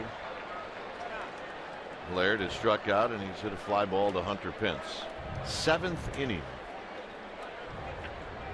5 hits in this game. Oh, it's been a well-pitched game by both guys on the hill. Hit out to Pence again. Hunter Pence. Let's check in with Amy G. Amy? All right, Dwayne and Mike, earlier tonight before the game, the Giants held a ceremony to honor Eleanor Eulinger of Monterey. She is a breast cancer survivor, and she is the winner of the honorary Batgirl contest as the Giants representative. She got to meet Pablo Sandoval. Pablo served as a judge for the contest. The program, gentlemen, it recognizes cancer survivors and their efforts to eradicate the disease while bringing awareness and money to breast cancer research. Gentlemen? All right, good stuff, Amy. And if everybody watched yesterday, they could see that Mr. Sandoval was Senior Pink yesterday. Oh, yeah, he was. Yes, he was. If there was something pink laying around the clubhouse, the Panda put it on. Oh, and he got 3 hits. We really thought he'd strap it on again. 1-2 now to Upton, who homered in the 5th. Yeah, he homered on a breaking ball, and Lincecum's gone at him 3 times here with fastballs. Next pitch for Lincecum will be number 95.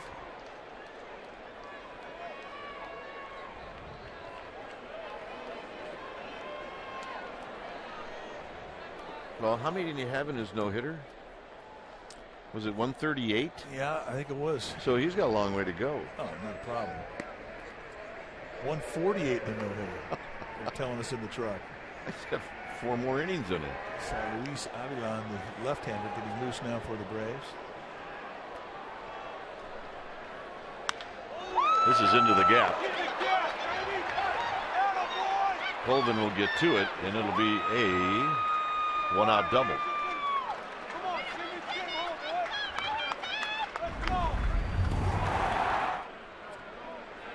This is the home run that came off the bat of B.J. Upton in the 5th inning. It broke a 1-0 lead where the Giants tied the ball game up.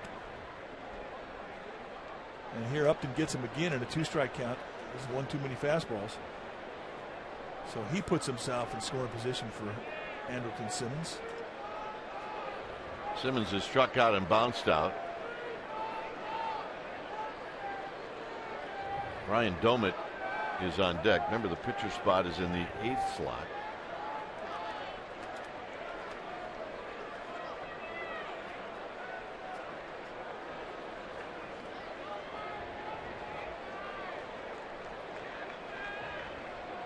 Runner goes. Sanchez throw. Not in time. That's a big play. And the Giants are going to take a look at it. Bruce Bochy's coming out. It is a big play. I mean, that changes everything. It's going to change how the defense plays it. And it's going to change how Lincecum tries to pitch to him. And here is the play. They got a chance here. Yeah. I think they got him.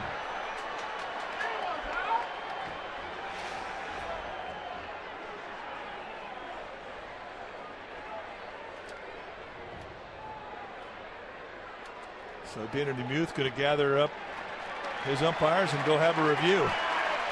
And I think they're going to send B.J. Upton packing.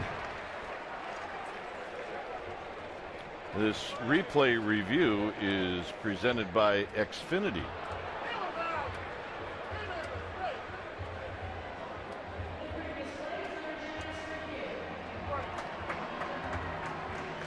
So Ron Kolpa on the right, Dana DeMuth on the left.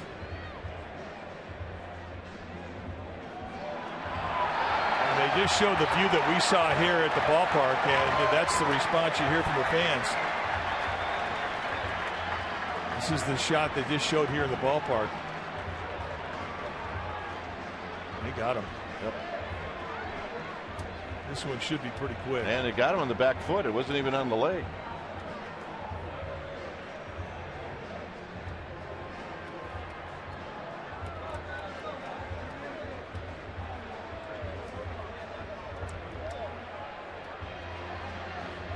I mean, this is a huge play.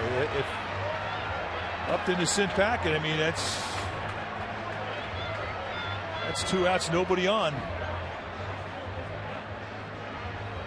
I really don't know what the delay is all about. You would think that this would be one that would come back fairly quickly once they saw that view.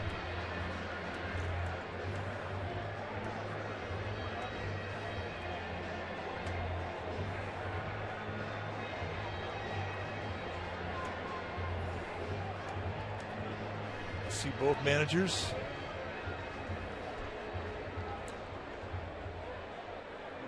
And it's that odd time when you just have to wait. There's no argument.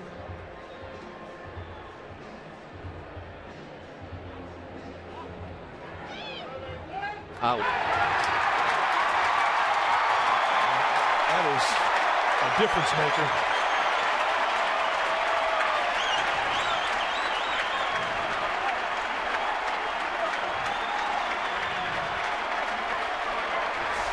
Reluctantly, Upton heading back to the dugout, and they got him. So good call. The replay system works. Yeah, this is the one that, because remember, it's not the leg, it's the foot. Contact, and the bag, and the foot is not to the bag. So Dana DeMuth says, see you later.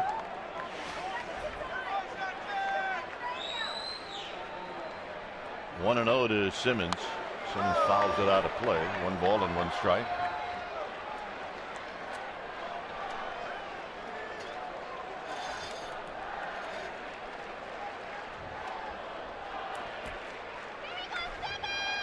Nice play, Hector Sanchez.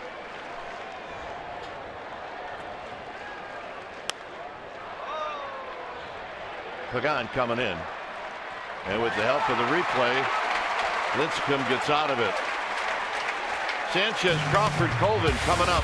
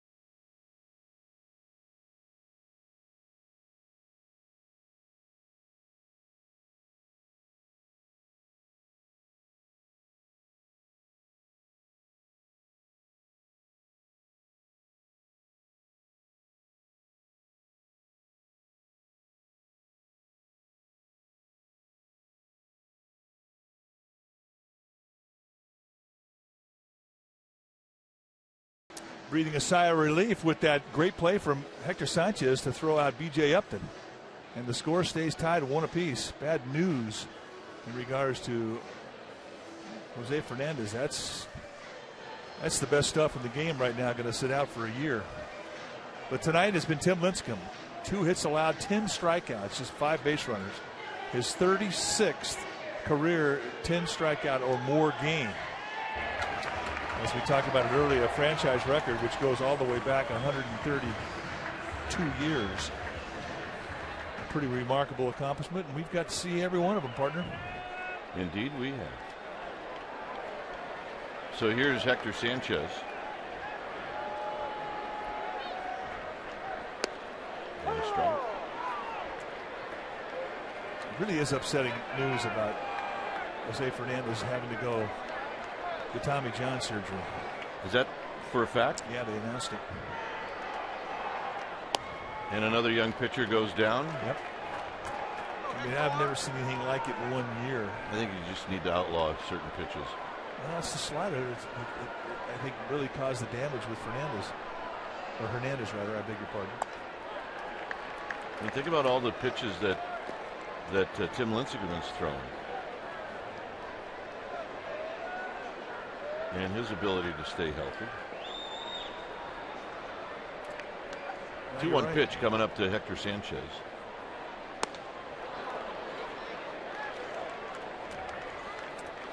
Since February 18th, Fernandez is the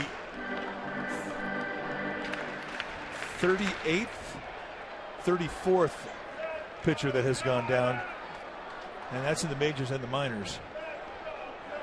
But some significant names. And this is a base hit into center field for Hector Sanchez.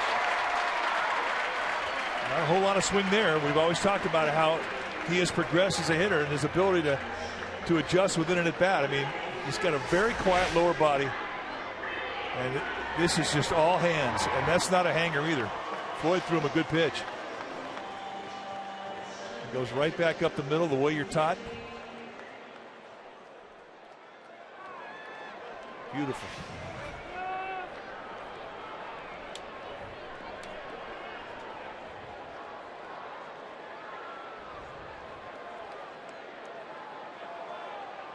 Here's Crawford.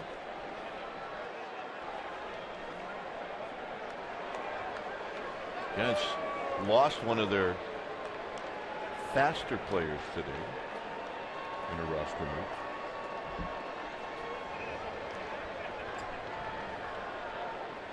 Juan Perez headed back to Fresno, and David Huff is on the roster. Swing and a miss by Crawford. Well, I mean, Giants bullpen a little tired, and they needed to carry a 13th pitcher. And with Bruce Bochy, he's always going to err on the side of having one extra pitcher as opposed to exposing his bullpen to overwork. This is a long stretch of consecutive games without a day off.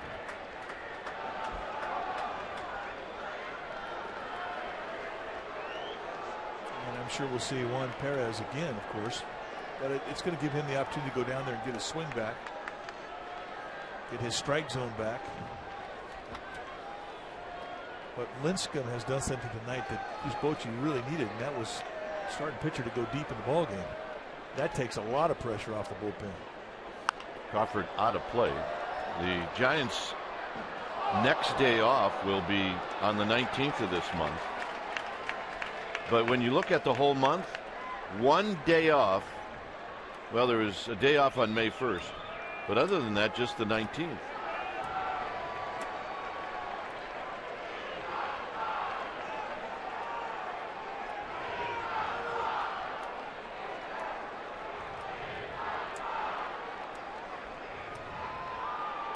Hit on the ground off of Freeman, and everybody's going to be safe.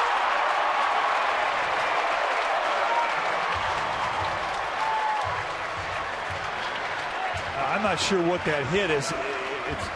Freeman's got good soft hands, and it did not hit him in a soft spot, because that ball really caromed away.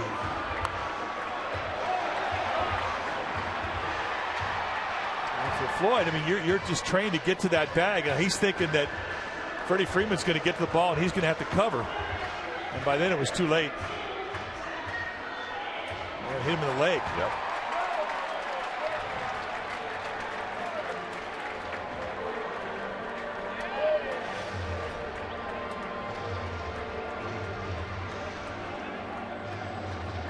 It'll be an error on Freddie Freeman.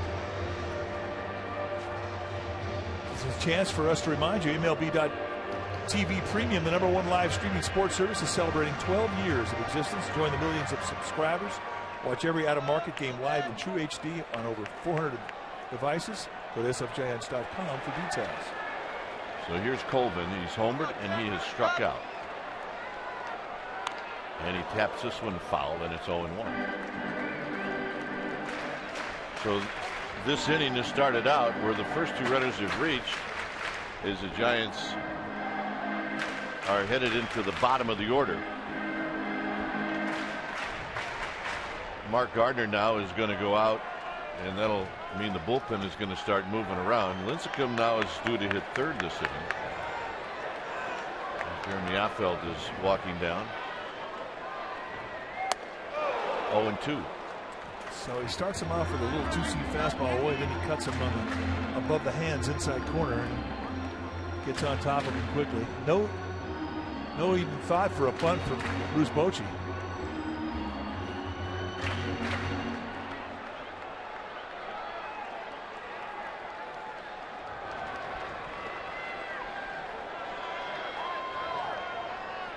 So Floyd, a quick 0-2 to Colvin. And this is hit on the ground, a fair ball. Right over the bag into the corner. Sanchez scores. Crawford's going to score. Colvin digging for three. He'll make it. And the Giants take the lead.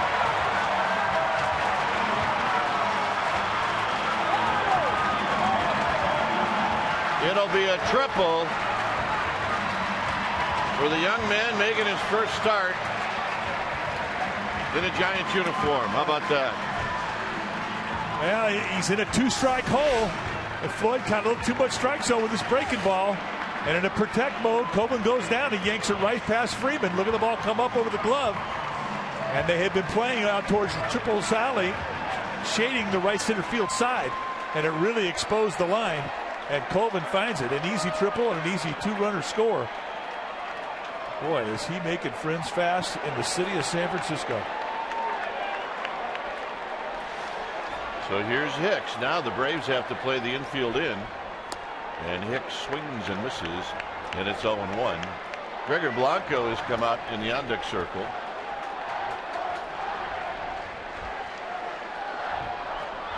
So the error helps the Giants.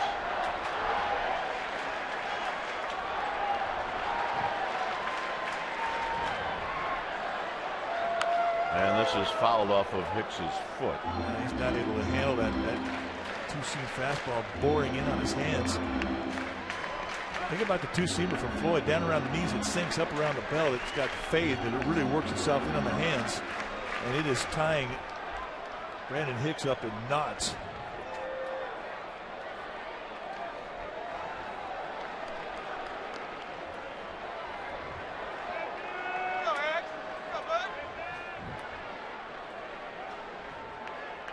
So it's 0-2, infield in.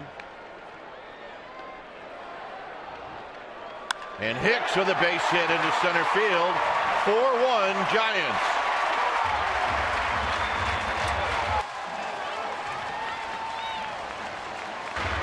Another 0-2 base hit. He caught too much strike zone again. He went with a third sinker, trying to work that ball in on Hicks.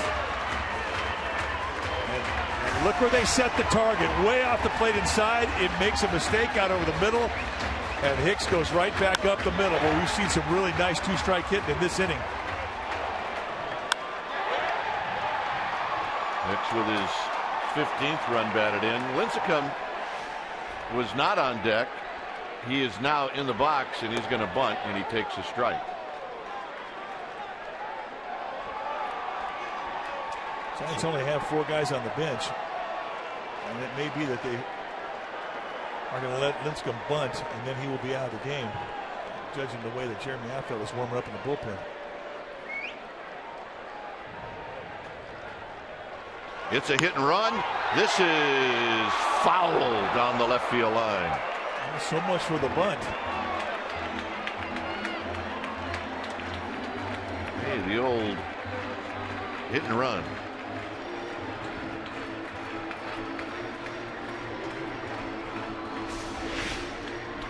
and not a bad hack either. Yeah, let's get him with the no stride. I'll try that again.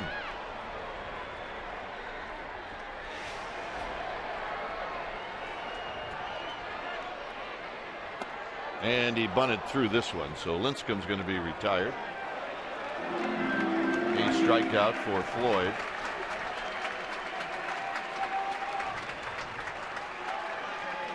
And that'll bring up Freddie Gonzalez.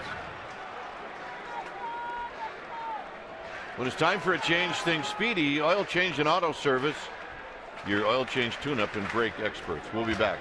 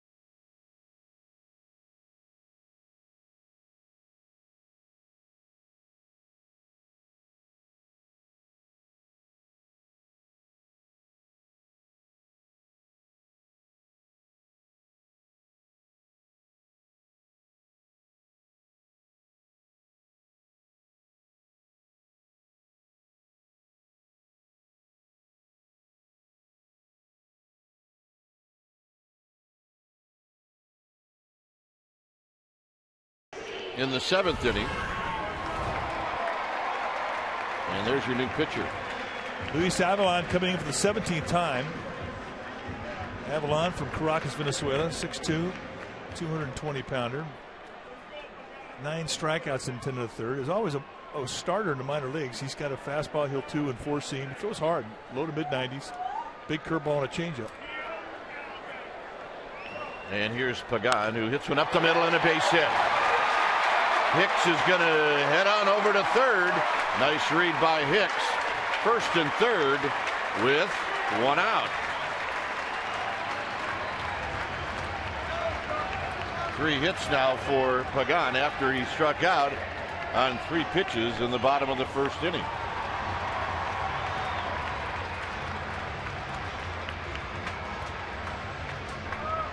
So here's Hunter Pence. Giants have really taken advantage of the air.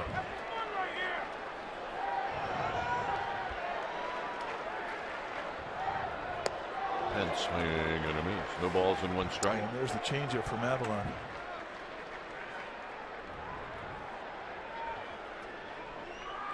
Got 3 really good arms in the Braves outfield. Pretty good speed with Hicks at third. And this is fouled. Backed him up, another changeup, and he had Hunter Pence out front.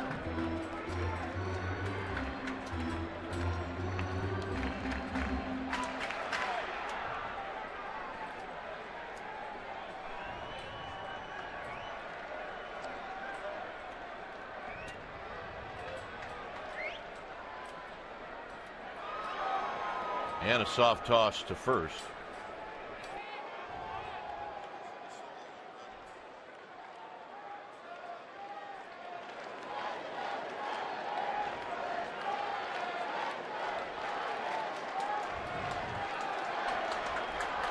And another toss. Pagan stole second in the 6th.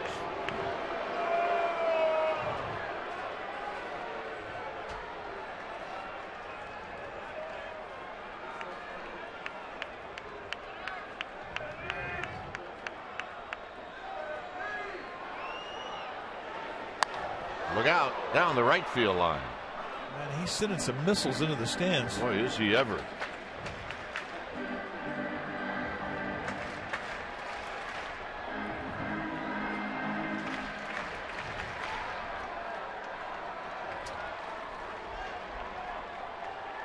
Yep.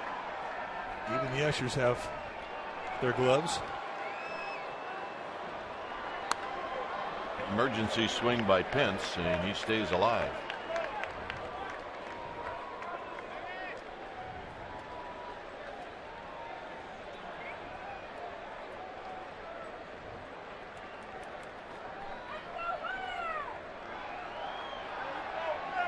Hicks at third, Pagan at first. 3 runs in here in the 7th.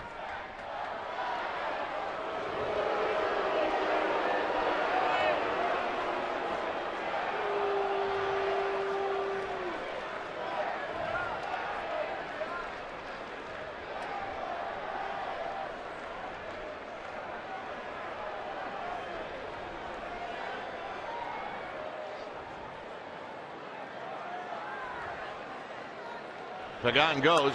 Pence a little pop-up out of play, and we'll do it again. So a six pitch at bat.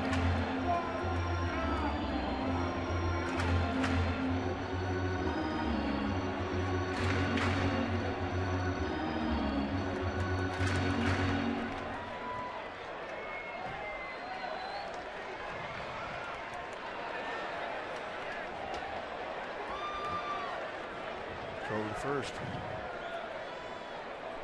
I'm going to call him by the bench.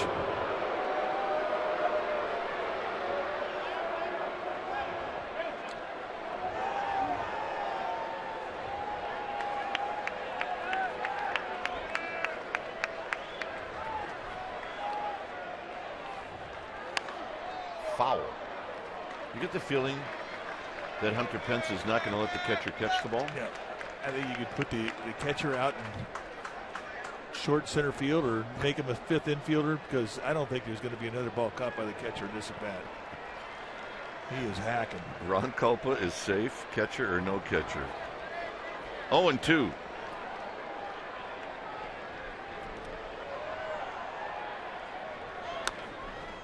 Foul at the plate. He's in the hack mode. He is, man. This is one where you throw one maybe 2 feet above his shoulders. Or a 2-hopper. 7 pitches in the at-bat, 6 fouls. 0-2.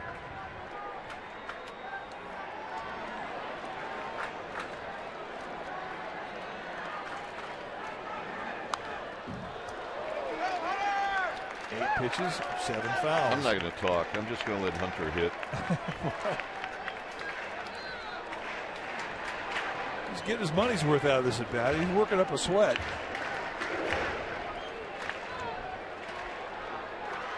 And there's an RBI out there, 90 feet away.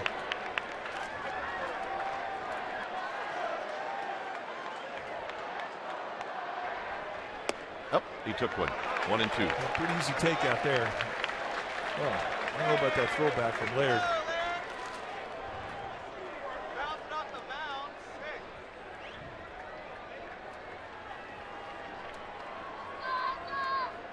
Make a throw back to the pitcher like that as a catcher, you just hope nobody saw it. It also means your middle infielders have got to be ready. Pence hits a high pop up into shallow left field. It'll be Simmons who makes the catch. So after a long battle, Avalon wins it, and that'll bring up Pablo Sandoval. Man, that's a frustrating at bat for an RBI guy.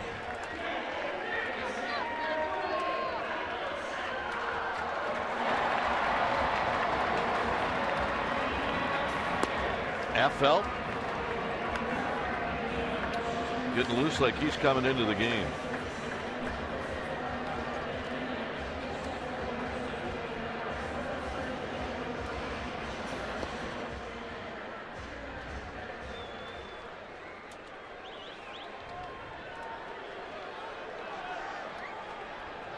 Sandoval 1 for 3. He did hit a ball hard on an out in the 6th inning where he lined out to right field. Now batting right-handed.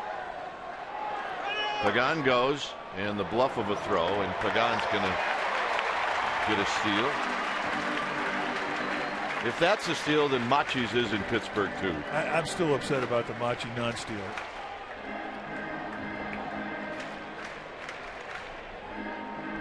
Actually, we're kind of kidding. There's Gene Machi. That may be his only shot for a stolen base. Maybe even a hit. Sandoval on the ground. This will be Simmons who throws him out, and that'll end the inning. So the Giants send 8 men to the plate. Tyler Coben comes up with a big hit, a triple to knock in a pair. Giants lead 4-1.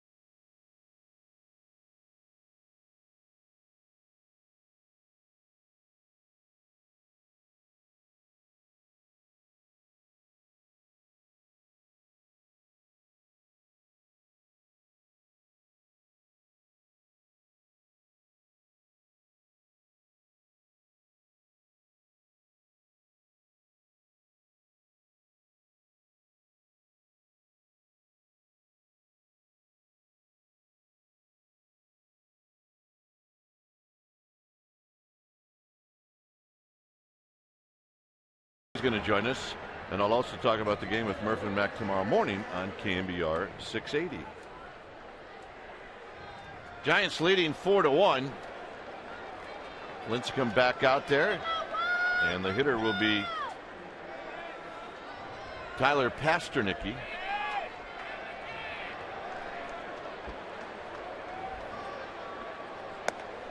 Very high, 1-0.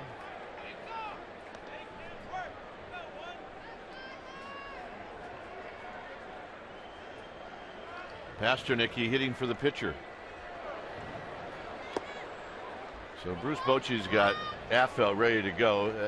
This is almost as if this is a reward for pitching so well to be able to go out and pitch the 8th, but he's going to be on a short leash. Well, he gets a guy on, he'll be out. So this should be just a straight challenge here.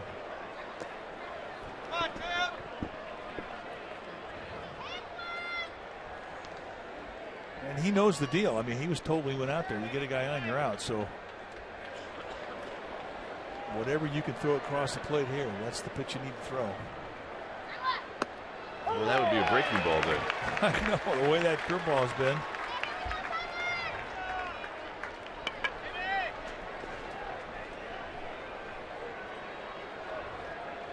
All fastballs to the glove. Throw at a speed that you can get in the strike zone. And he's gone in there twice. Pasternicki taken all the way. Twice.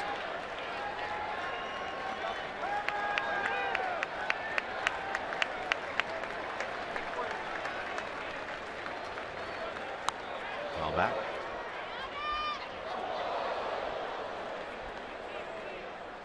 Hank Aaron's here. Hey, the hammer. All right, number 44.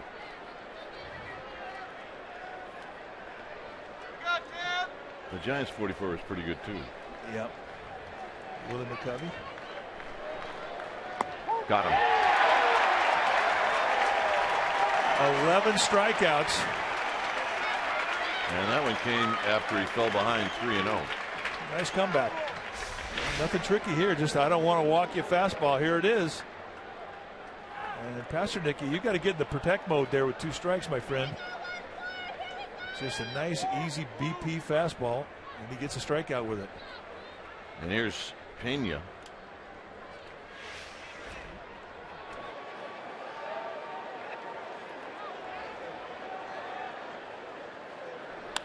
On the ground up the middle. Hicks on the backhand. He'll straighten up and throw.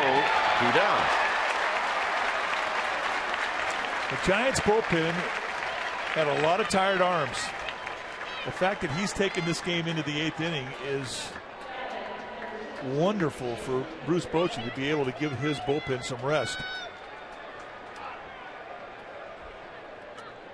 Here's Hayward. Now Gutierrez is going to join Affel.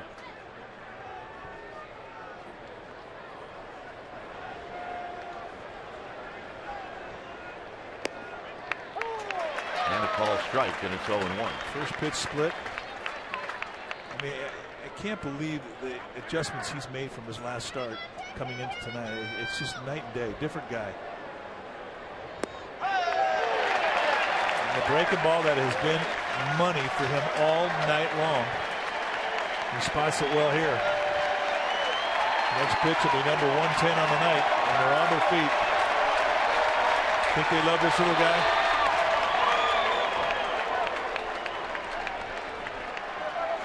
He's earned it.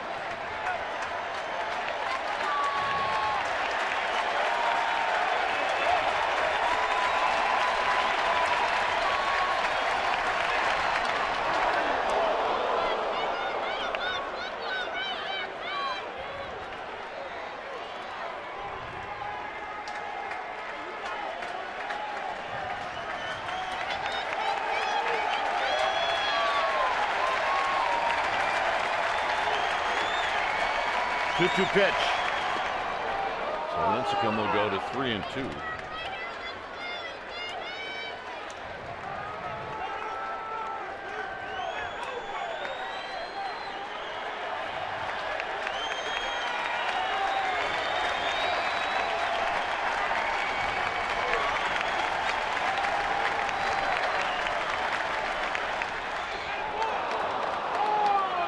Hayward will take the 2-out walk.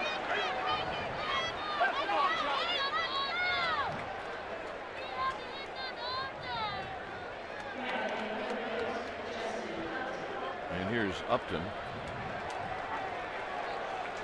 and that's going to do it.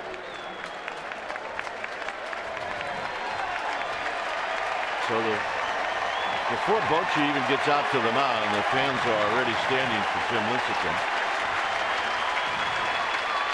and that's all they really ever want to do here is cheer for this kid.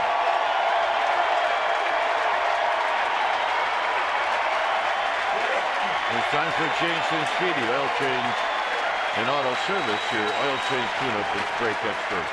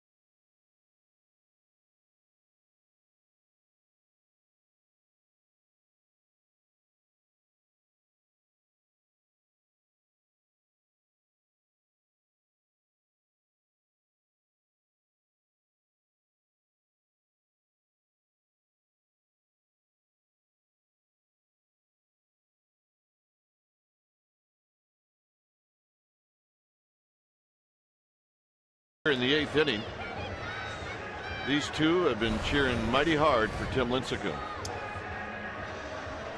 So Juan Gutierrez is going to come in now.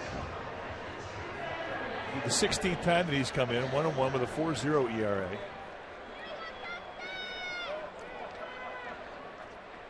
And Dave Righetti over to congratulate his pitcher tonight. Tim Lincecum was fantastic. Fantastic.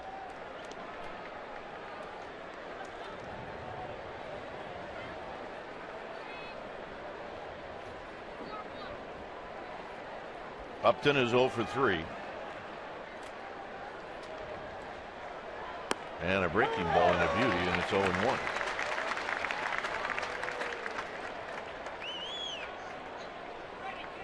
(4-1) Giants here in the 8th. The Giants with 3 runs in the 7th inning.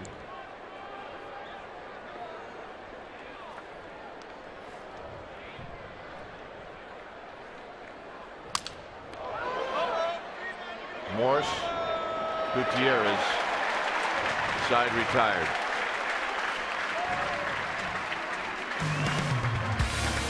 It'll be Michael Morse to lead things off.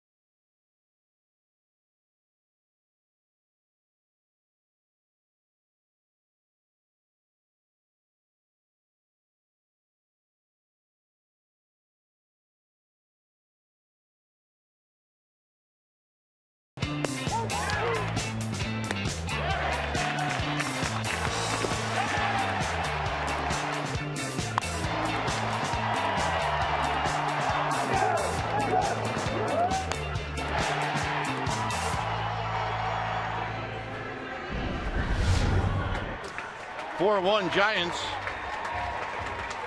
When it's time for a change, think Speedy. Oil change and auto service, your oil change, tune-up, and brake experts. New pitcher now for the Braves will be the right-handed sinker baller David Hale, 1-0 on the year with a 1.76 ERA. And he's also a guy who's got a pretty good slider. You can see the strikeout total. That's pretty good. 30 and 2/3 innings for a sinker ball to have 18 punch-outs. He does have 13 walks. He will get a wild hair up his nose. And Morris will take a pitch in tight.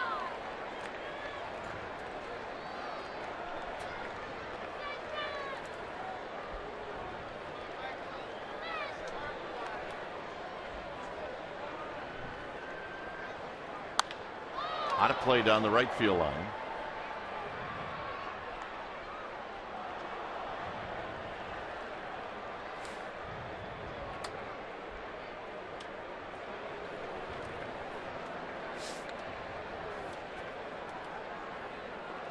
Morris last at bat, he hit a ball to the wall that Hayward tracked down. Takes this in the dirt. 2 balls and 1 strike.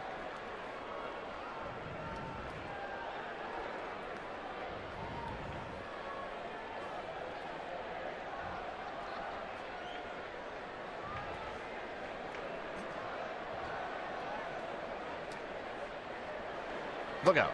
3-1. And breaking ball's not his friend right now. So, if you're Michael Morse, you got a guy out there who can't get his breaking ball over a 3-1 count. You've seen the fastball, you got to sit on it right here. And he hammers one to Simmons. And Simmons with a nice play. That's what happens. You let the big guy sit on one speed. You're jeopardizing the health of your infielder. This is a nasty top spin one hopper. Protect yourself and the future of your family. Nice play. But it will make you put a little stank eye look on a look you'll give your pitcher. Hector Sanchez drives one to right. This is going to be off of the wall, the bricks. And Sanchez with his second hit. And that'll bring up Crawford. Impressive single. Yep.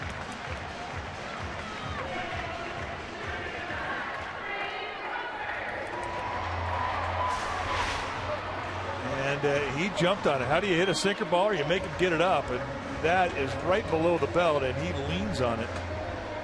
Nice, easy, very quiet lower body. Puts himself in position. Boom.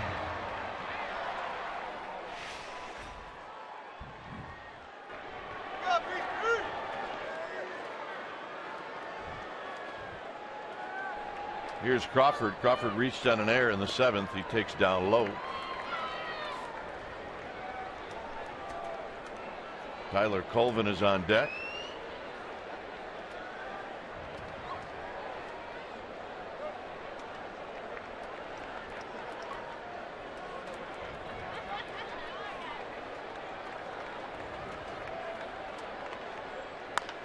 Pulled foul. Don't forget to check out Sportsnet Central tonight after Giants postgame live. And you're asking where? Well, right here on Comcast Sportsnet Bay Area.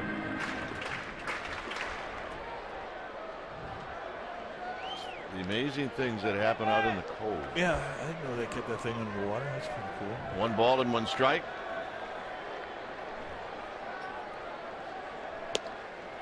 Two and one.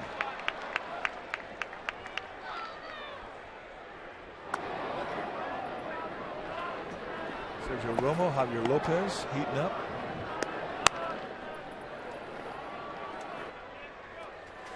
It's been a while for Javier Lopez. Full foul.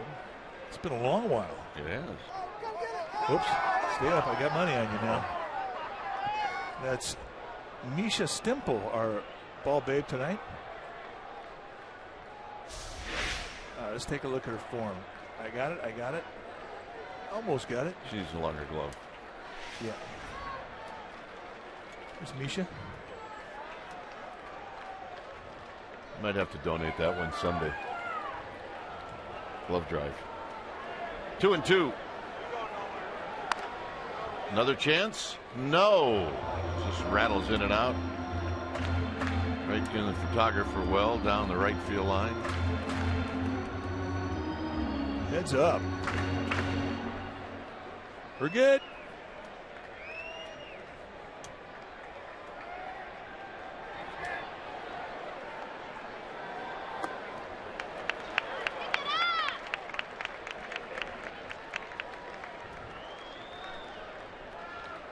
Saw Misha Stimple at first base, our ball babe.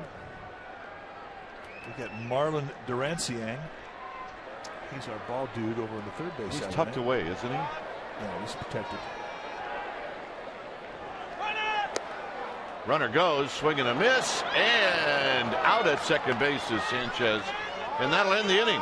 So strikeout, throw out, double play, 9th inning coming up, 4-1 Giants.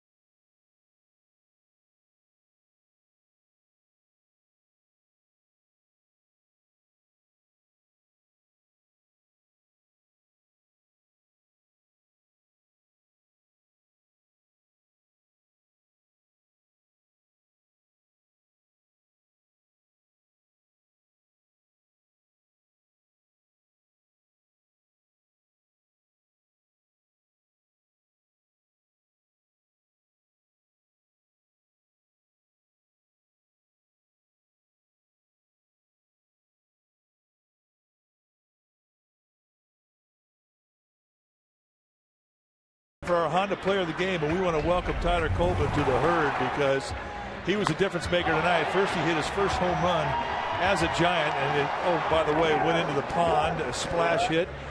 And then later on, in a one-run ball game, he comes up with a triple that knocked in 2. He would later score the 4th run, and for that effort, we're making him our Honda player of the game. Not often you can overshadow a pitcher that had 11 strikeouts. Well, tonight, Tyler Colvin was that man, and that's where we stand, 4-1. When it's time for a change, think Speedy. Oil change and auto service, your oil change tune-up, and brake experts. Javier Lopez, for the 14th time, has come into a game, and it's been a while since he's been out there. And he will face Freddie Freeman.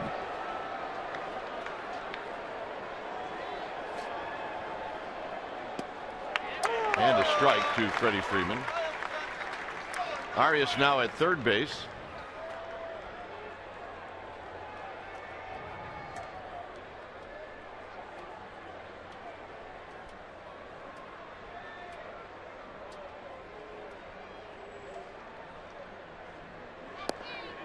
And that pitch is down low to even the count at 1 ball and 1 strike.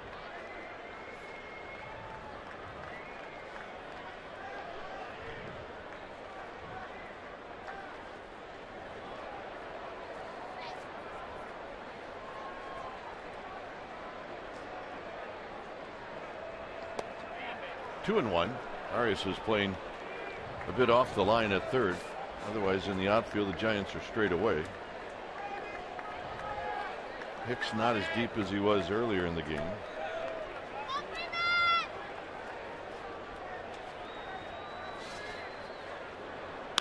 This is hit down the left field line. That'll be over Romo and into the seats.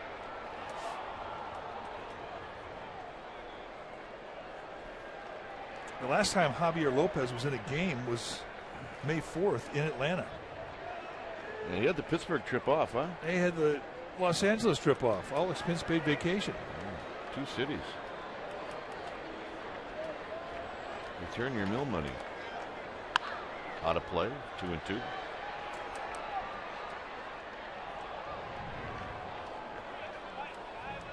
There's a time you might tell a rook that and they believe it. I think I would have. I did. Oh, you didn't pitch here? You got to give it back.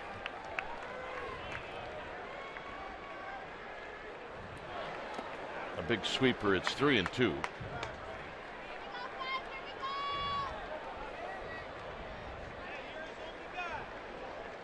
Troops on the top step, hanging over the protective fence. It was great to see that everybody had that little extra bounce you get in your step when you come back to San Francisco after a long road trip. And another souvenir down the left field line. And when you start to see the ballpark start to fill up and the electricity of the crowd start to leak onto the field, easy to get your batteries recharged.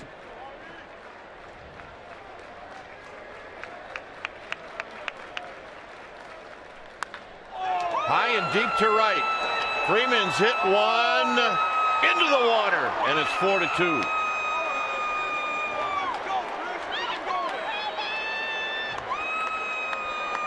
Lopez does not give many up to left-handed hitters. Playing dibble-dabble out there.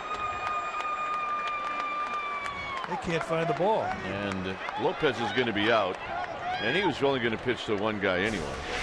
They can't walk him, so he throws it right down Broadway, and Freddie Freeman, who's a good middle-in hitter, licking his chops over the pitch up and promptly puts it in McCovey Cove. So Romo's going to come in. It's 4-2 Giants.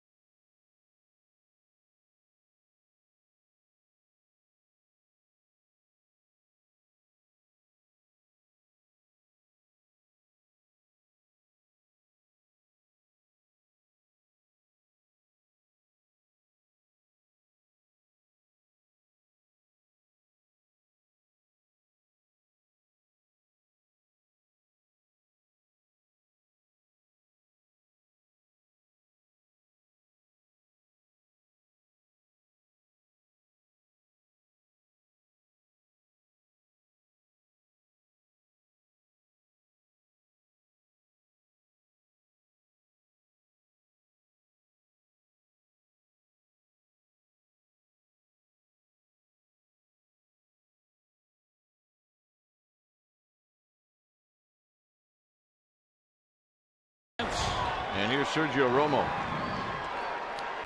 19th time that he has come in, and this is called getting right back on the horse. 3-0 record, 2.60 ERA, and he had his first blow-in save yesterday in Los Angeles. Romo 12 for 13.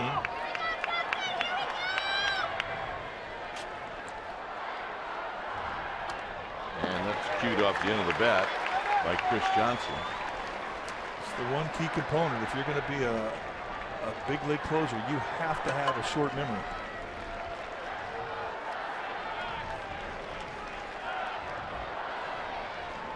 Johnson 1 for 3 lifetime against Romo with 2 strikeouts.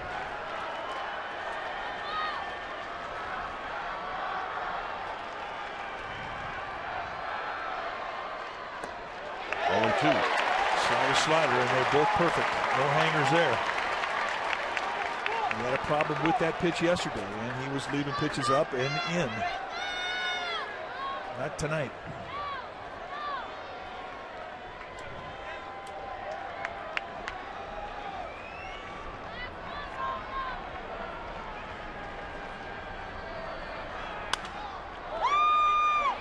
Hicks on a big hop. 1 out.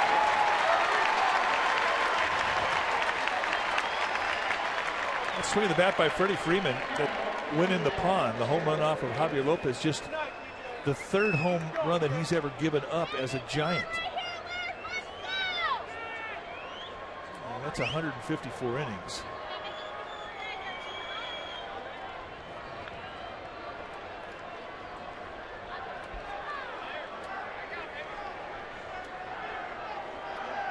Here's Laird. Laird bounces one to Hicks. Hicks stays with it. 2 outs.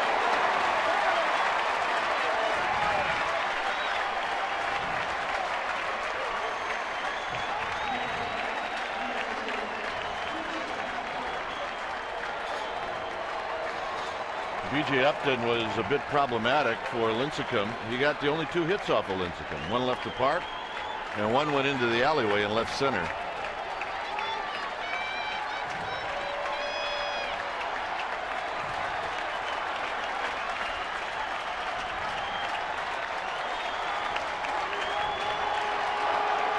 And a fastball for a strike.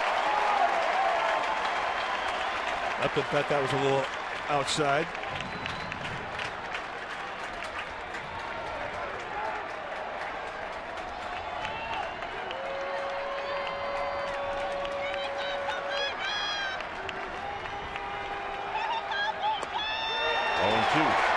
Back in, pounding that outside corner, and Hector Sanchez saying, hey, if you give a little width out on the outside part of the plate, I'm going out there again. And that'll get everybody on their feet.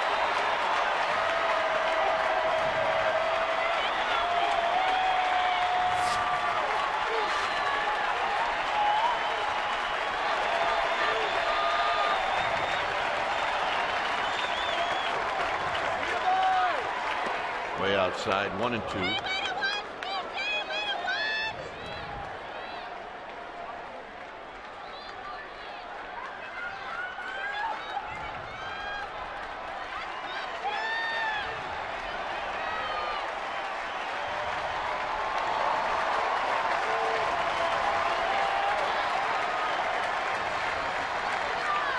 Got him, and that's the ball game.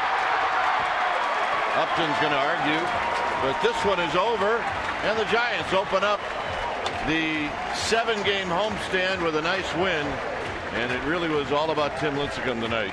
Well, he was fantastic, and you think back at his last outing in Pittsburgh, he really had trouble with his command, but tonight, from the very first inning, he walked the first guy, but after that, see you later. He dominated with breaking balls, he spotted the fastball well, and what a great way to start this homestand. So, the Giants now, with this win, are 11 games over 500. They're 25-14, and they win tonight by a final of 4-2. Esurance Giants postgame live is coming up, but first, let's go to the Sportsnet Central studio.